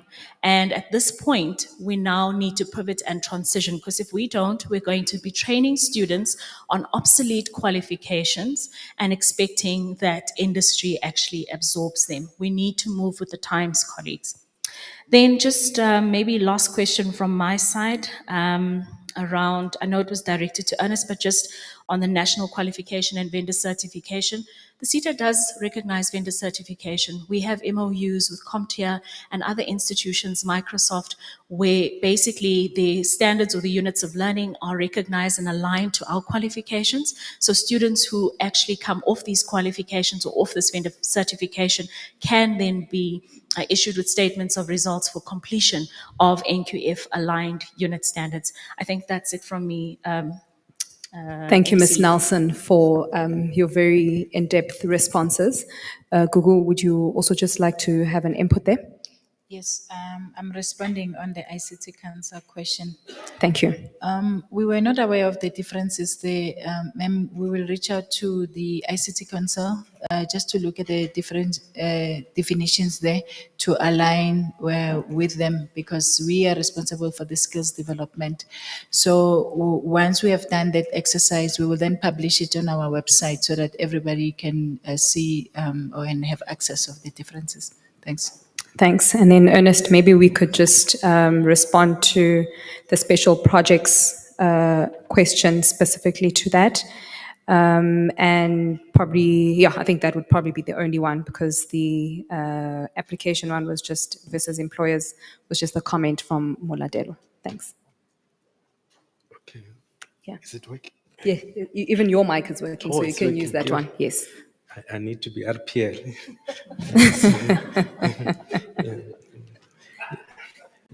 Thanks for the question. With regards to special project, as a SETA, we also apply for funding to other entities. If you remember last year, we did have 2 windows focusing on a special project. The other project was funded by FACET. The process is the same. It was advertised, stakeholders were requested to submit the application online. Same with the NSF project that we ran through an expression of interest. The advert was even on the newspaper. It was also on the website as well. Stakeholders were invited to participate. We also have an option for unsolicited proposal that can be submitted through an email. You can submit, but we encourage stakeholders to use the DG window. Reason being is that if you look at the demand that comes from the DG window, you find that we've got nothing left for anything that can come after the DG window. Hence, we're encouraging stakeholders to use open DG window to apply, because we don't have a separate budget for special project. Everything is coming from the same coffer. Thank you very much. Thank you, colleagues. My colleagues in the audience have been patiently waiting, so I will allow for those 2 questions to be taken. However, I must encourage us to network during the lunchtime. It's not going to be possible for us to really have an equitable chance to hear all our comments as well as our questions. So our colleagues are here. Should you not have been given an opportunity to voice out your question, please utilize lunchtime as an opportunity to network and also put through questions through the information platforms that have been provided. Thanks. You may go ahead. Sorry. So just a comment. I think given the all-encompassing nature of 4IR and tech in general across all sectors, perhaps it's time to start thinking about MICT SETA as an omni-SETA across all SETAs, because it just simply doesn't make sense that you have services SETA saying software development is one of their scarce skills and have a pool of money for them. And, you have different SETAs saying some technical skill is one of their scarce skills with a pot of money, but, everybody's just doing their own thing. So maybe that's a way to draw in all of the pool of monies for technical skills. But onto my questions, I think, first of all, I'd like to know the development of standardized learning material. How does that impact SDPs that are currently already accredited by the QCTO? Secondly, what interventions are being put in place to upskill the existing database of assessors and moderators in assessing and moderating the new qualifications that are coming out? Thirdly, are there any accredited assessment centers available currently, where learners can write the ESA, noting that MICT SETA is already piloting these new qualifications with SDPs. And then fourthly, how do how do we as SDPs navigate the relationship between QCTO and MICT SETA? And I ask this just in terms of the accreditation application process, where us as an SDP, we have a number of applications that are past the 90 days. But in following up with the QCTO, we get the response that it's an MICT SETA responsibility. Yet when we ask who within the MICT SETA we should direct our follow-ups to, we get no response. So perhaps, yeah, if you could just help us, how do we navigate the space between the two institutions? And I forgot to introduce myself. I'm Charity Wadi. I'm from DVA. Thank you. Thank you. Thank you, Charity. I will, you can go ahead. Sorry. My name is Marsha. Can you hear me? Yes, we can. So loud. I'm from Explore Software. We specialize in data science training. And the lady Charity who went before me actually asked a lot of the questions. I was going to ask you if you want the short version or the long version of my question. That was kind of the long version. But just from our side, we have been accredited for the data science occupational qualification, which I didn't see here, actually. I don't know if I missed it. But we've been accredited since February last year. We've applied to be an accredited assessment center. We've been back and forth between the MICT SETA and the QCTO, and many months later, I think we applied like somewhere around the middle of last year, we still don't really have any feedback on what's happening. So we want to understand, how do these assessment centers work? Will we be allowed to assess our own learners? Can we do online assessments? All of those kind of things that a lot of people have already alluded to. So just from a practical perspective, yes, please help us with the transition. Thank you. I think it's June is next month. Thanks. I think the second batch of questions were very much aligned to quality assurance, but maybe I think the CEO did indicate to me that he would probably like to make a comment on just the comment on the MICT SETA being a transversal SETA, and I know that in his address he also did touch on that, but maybe just to give a succinct overview and respond to you, and then I'll give an opportunity for Natalie to deal with the accreditation questions. Yes, ma'am. You can one last, and I think that will be the last question. Oh, this question came up after the announcement of no questions.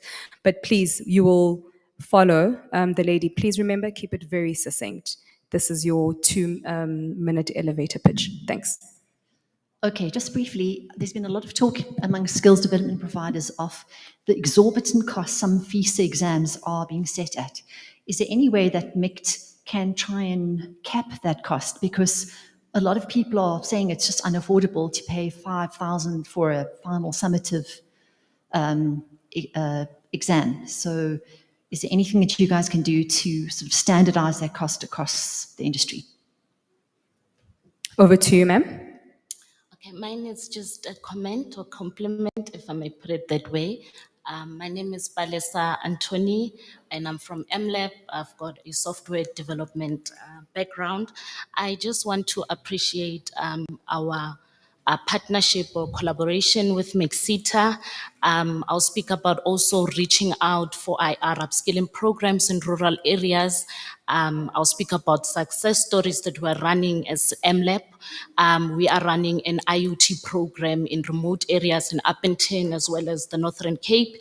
And I'll also speak about the successful stories that came out through these programs. We also managed to, young people managed to open a cooperative. And one of the cooperative was also pipe-based sensors.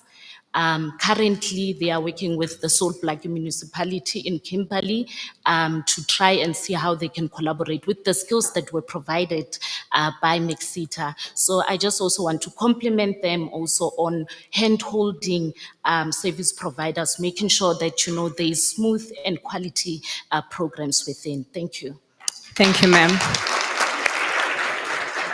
We truly do appreciate the positive response. I think it's really testament to the transformative impact that our interventions have. And also, I think the unwavering dedication of stakeholders to try and transform communities and make that positive change. It's quite elating to actually hear it from the perspective of the stakeholder versus the SETA continuously telling the success story. So we really do appreciate and welcome that. I'll ask the CEO to just respond to that. Much, Abiso. The issue of the transversal nature of MICT SETA cannot be underestimated. It's the reality that is there. And if you look at the pervasive nature of the era that we are finding ourselves in, the AI era, is such that there should be some element of considering and looking at it with a different eye, even when it comes to the funding related issues. Of course, we apply for other funding agencies, whether you talk your National Skills Fund, your unemployment insurance funds, deliberately because we know our stakeholder base continues to expand. Purely because of the era that we were finding ourselves in, we're being cross-cutting across all sectors, whether you talk manufacturing, whether you talk insurance, whether you talk banking, on issues of cyber security, cyber-related threats, and ensuring that we produce as many graduates as possible within those spaces remains very fundamental. And other SETAs doing what we do, it's a matter of concern even within the MICT SETA, which has been raised even at board level. But they are authorities in their own right, unfortunately. And I wouldn't say let's open a floodgate to the department that we report to and raise concern about that, because that could be career limiting on my side. But it's a matter that even the board is looking closely at to say, how do we get to manage and mitigate, but also ensure that things are better streamlined when it comes to digital skills. There was a question on the other side about QCTO. It was also mentioned by some stakeholders in Durban. QCTO, the issues of not being responsive enough. It's an authority on its own, but we will definitely raise the matter with them. We've got a meeting, luckily, I think in less than 2 weeks from now. We'll be having a meeting with QCTO. The CEO will luckily be there. We'll also share with them what the concerns from broader stakeholder base is about that element of not responding as rapidly as possible on issues that would enable us to deliver as we should.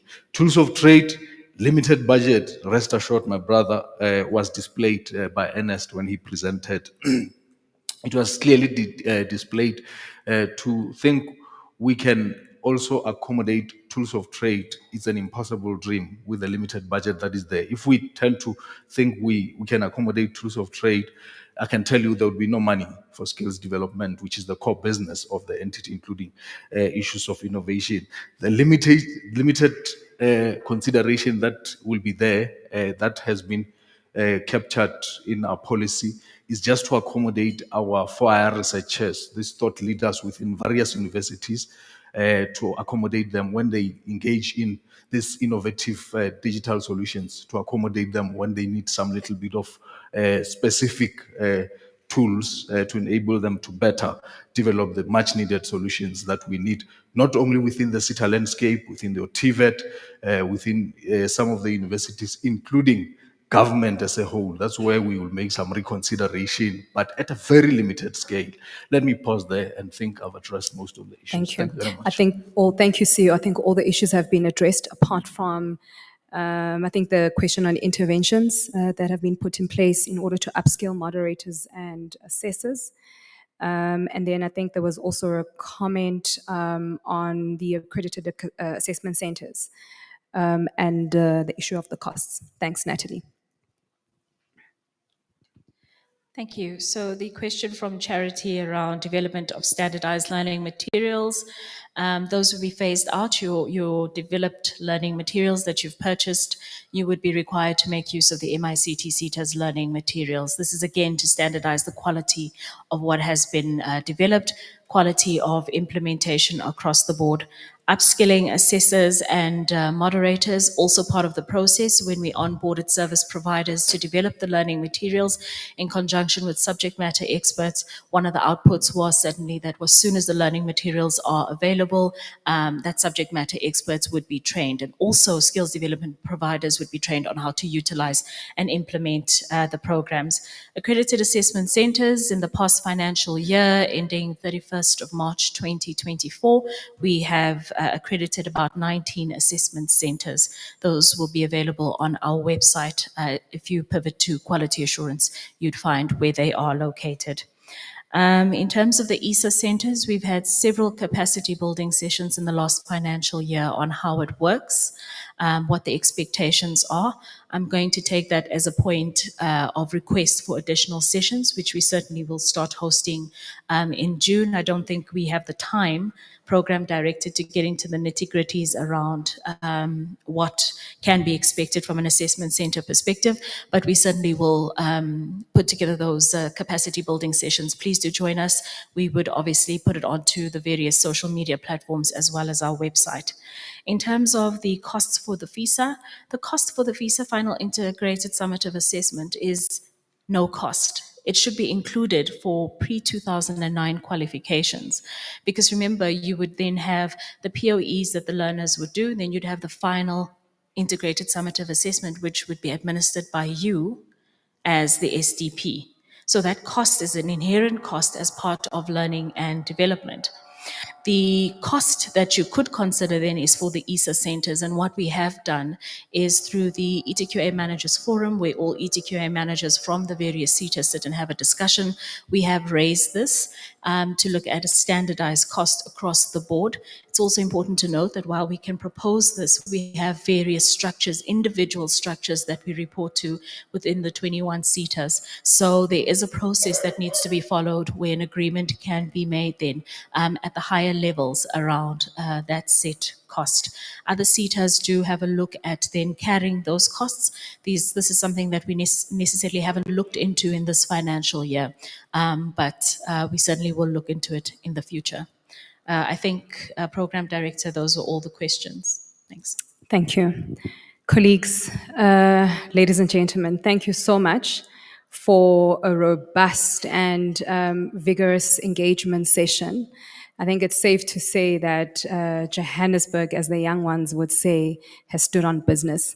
I think it was really it was a good session that we've had, very insightful, invaluable feedback, and let's keep the conversation going. I'm going to hand over now to our chairperson of the board to give us closing remarks. And straight after that, ladies and gentlemen, also a Clarion call. We'll have an evaluation form with a QR code immediately after the chairperson has spoke. We'd really appreciate if you could also give us feedback on the day's proceedings and all the speakers. This will lead you up to our website where you'll be able to fill in that feedback form. Thank you so much. My place ends here, and thank you.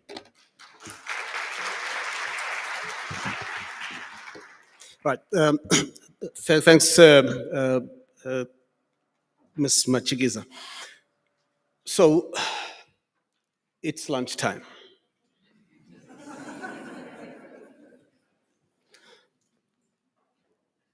The first thing, well, thanks to CEO and the team, and I would say I'm generally proud of the team that works at MICT SETA, and so it's important to thank them for the presentations that they've made here today. And I also thank the training providers, are they called that? Training providers that are here, and for the questions that you've posed and the advices that you're making. But also, you've been invited over lunch to also sit with individual managers and the CEO to discuss certain things. But you can't discuss whether you're going to be allocated or not.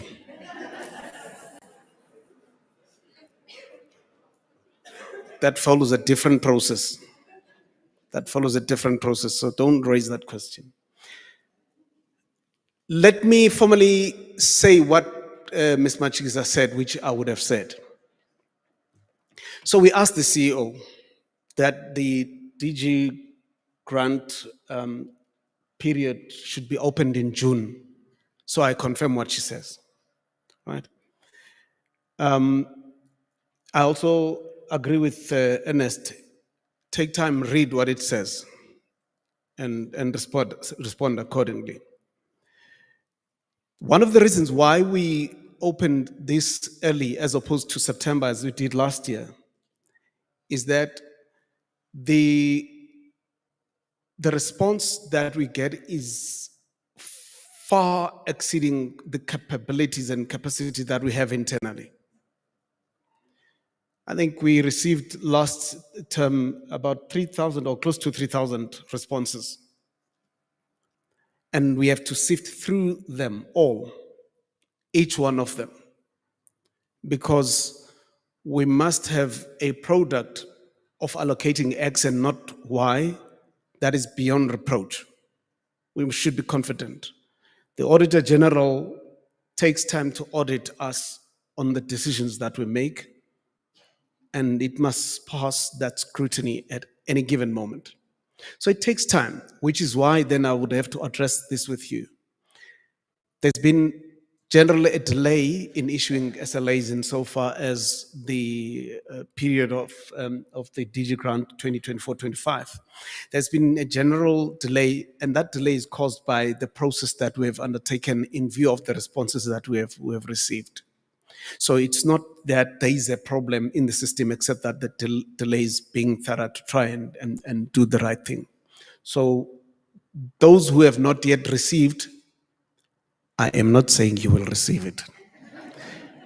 But I'm just saying, just keep waiting until the process is finished. I asked the CEO last week to set the deadline that they should complete this process of issuing SLAs by middle of June. So they've started going out now, but by middle of June, we should be almost at the tail end of the process. If you did not get allocated, it must be accepted that there will, not that you should not inquire, you can inquire if you have to inquire. But if you're not allocated, it shouldn't be that I have a God-given right to have an allocation, and therefore explain to me, why have you not allocated to me? You know, when I say almost 3,000 responses, but the budget is only that much. So it's clear that not everybody is going to get. And I've said elsewhere, we could be politically and take a politically correct stance and say, how many are you?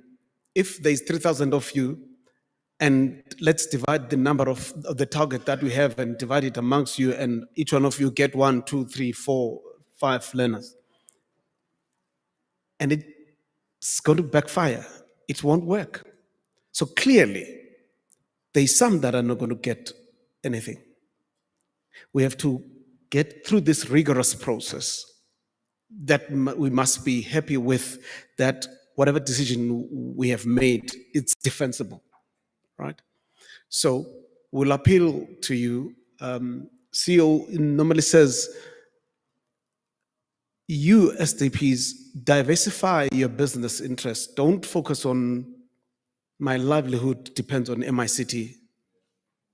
Because if your livelihood depends on MICT SETA, you then develop entitlement. And that is wrong. Mr. Luniga, the issue about, you sounded very perturbed. I'm trying to sound clever now. When you were asking about the issuing of Gazette on the 24th of December, COVID. And I'm not sure whether you're suggesting that we should be advisors of the minister or not. The minister has advisors. What we don't know is what they've considered. It might as well be a very wise consideration that we are not aware of, and I wouldn't be quick to say let's question that. We can try and find information and the impact that it has on us, and then communicate that to the ministry if there is negative impact that it had on us. But we must also note it is that COVID that got us all talking about e-learning, suggesting that we're not going to be doing things the normal way that we've been doing. Let's accept that. So we're not going to have breaks of doing things because there's COVID or there's this other. Those who are learned are telling us that there's still another pandemic that will befall us soon. And probably it will also confine us into our homes with the hope that people have no problems in staying in their homes. So if that happens, we must then be prepared and accept that there are a lot of things that would happen at odd periods than what we are accustomed to. So I don't think there's any problem there. I need to make this point because I've made it everywhere else, that the primary focus that you must be preoccupied with, is that of delivering a skill. And what comes out as a profit at the end must be a byproduct of what you do. Not be concerned first about your bottom line and think about delivering the skill later. Because if your mindset is like that, then we're going to have a problem. And I raise this because when I got to this space, I had people saying the profit margins in this space are truly good.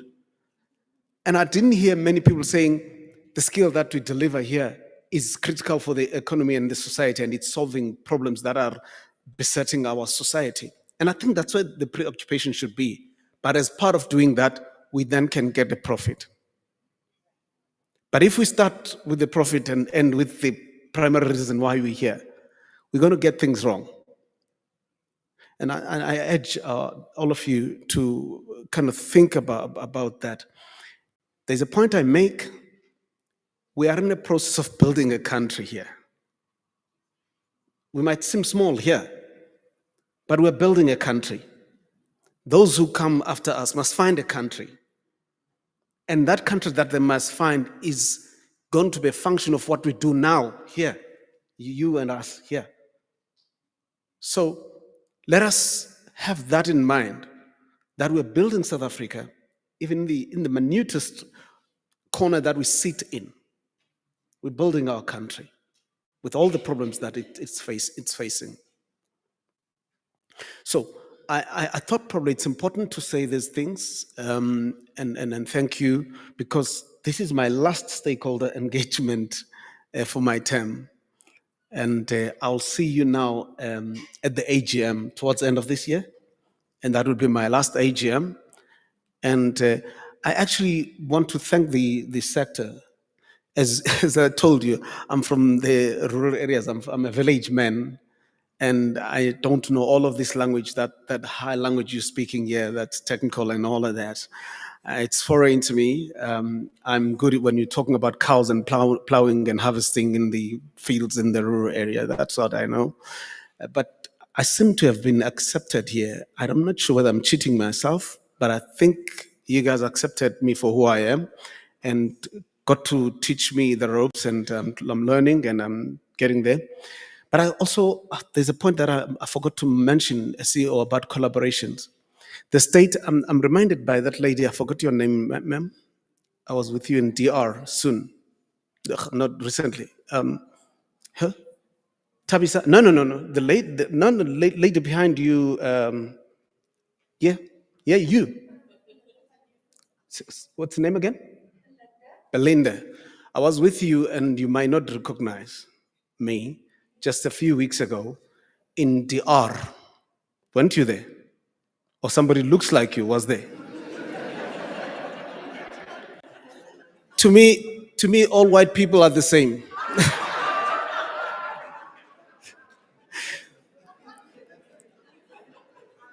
The point I'm making, the point I was going to make about it is that because the lady that looked like you spoke about MICT SETA training teachers in DR. I was in DR for the purpose of rolling out broadband connectivity in DR with another entity, not for MICT SETA. I'm also part of USASA. I don't know who thought I should be in these entities when I know nothing about these things. So I was there for rolling out broadband. We're providing broadband connectivity for the poor community there. The point that the CEO was making is that without that connectivity and without government working together in an integrated form, because as I was listening there was Zetna, there was NEMISA, there was USASA, and MICT SETA was not there. So for us to make a lasting impact, we have to find government at the same space to do the same work to make a lasting impact. That's in the same way as the lady that was there at that corner saying, we should be getting all the resources to MICT SETA from all these other SETAs. Of course, it's not practical that we should do that. We accept that the MICT SETA is a transversal SETA. And you said it's omni SETA. I don't know if there's a difference between the two. But if you note, there are SETAs that work with us. One of those is FACET. When FACET was running programs that are accredited by us, what they did is they transferred money to us and said, please run this for us because you are actually owners of this. We are in discussions with other SETAs to do the same. But there is also a difficulty that we should very much be careful about and navigate because all industries are automating and getting into digital space. So we do not intend obliterating all the other SETAs on the basis that we own these things. So we might have to have a discussion of defining our roles as different SETAs where there is an area of commonality in our operations. I think that's what we need to do. Today, now the time is 2:00 and I like my food. So others I would have continued to speak, but because I have to eat, I think I have to stop. And with that, thank you, ladies and gentlemen. Thanks for coming. We really appreciate it.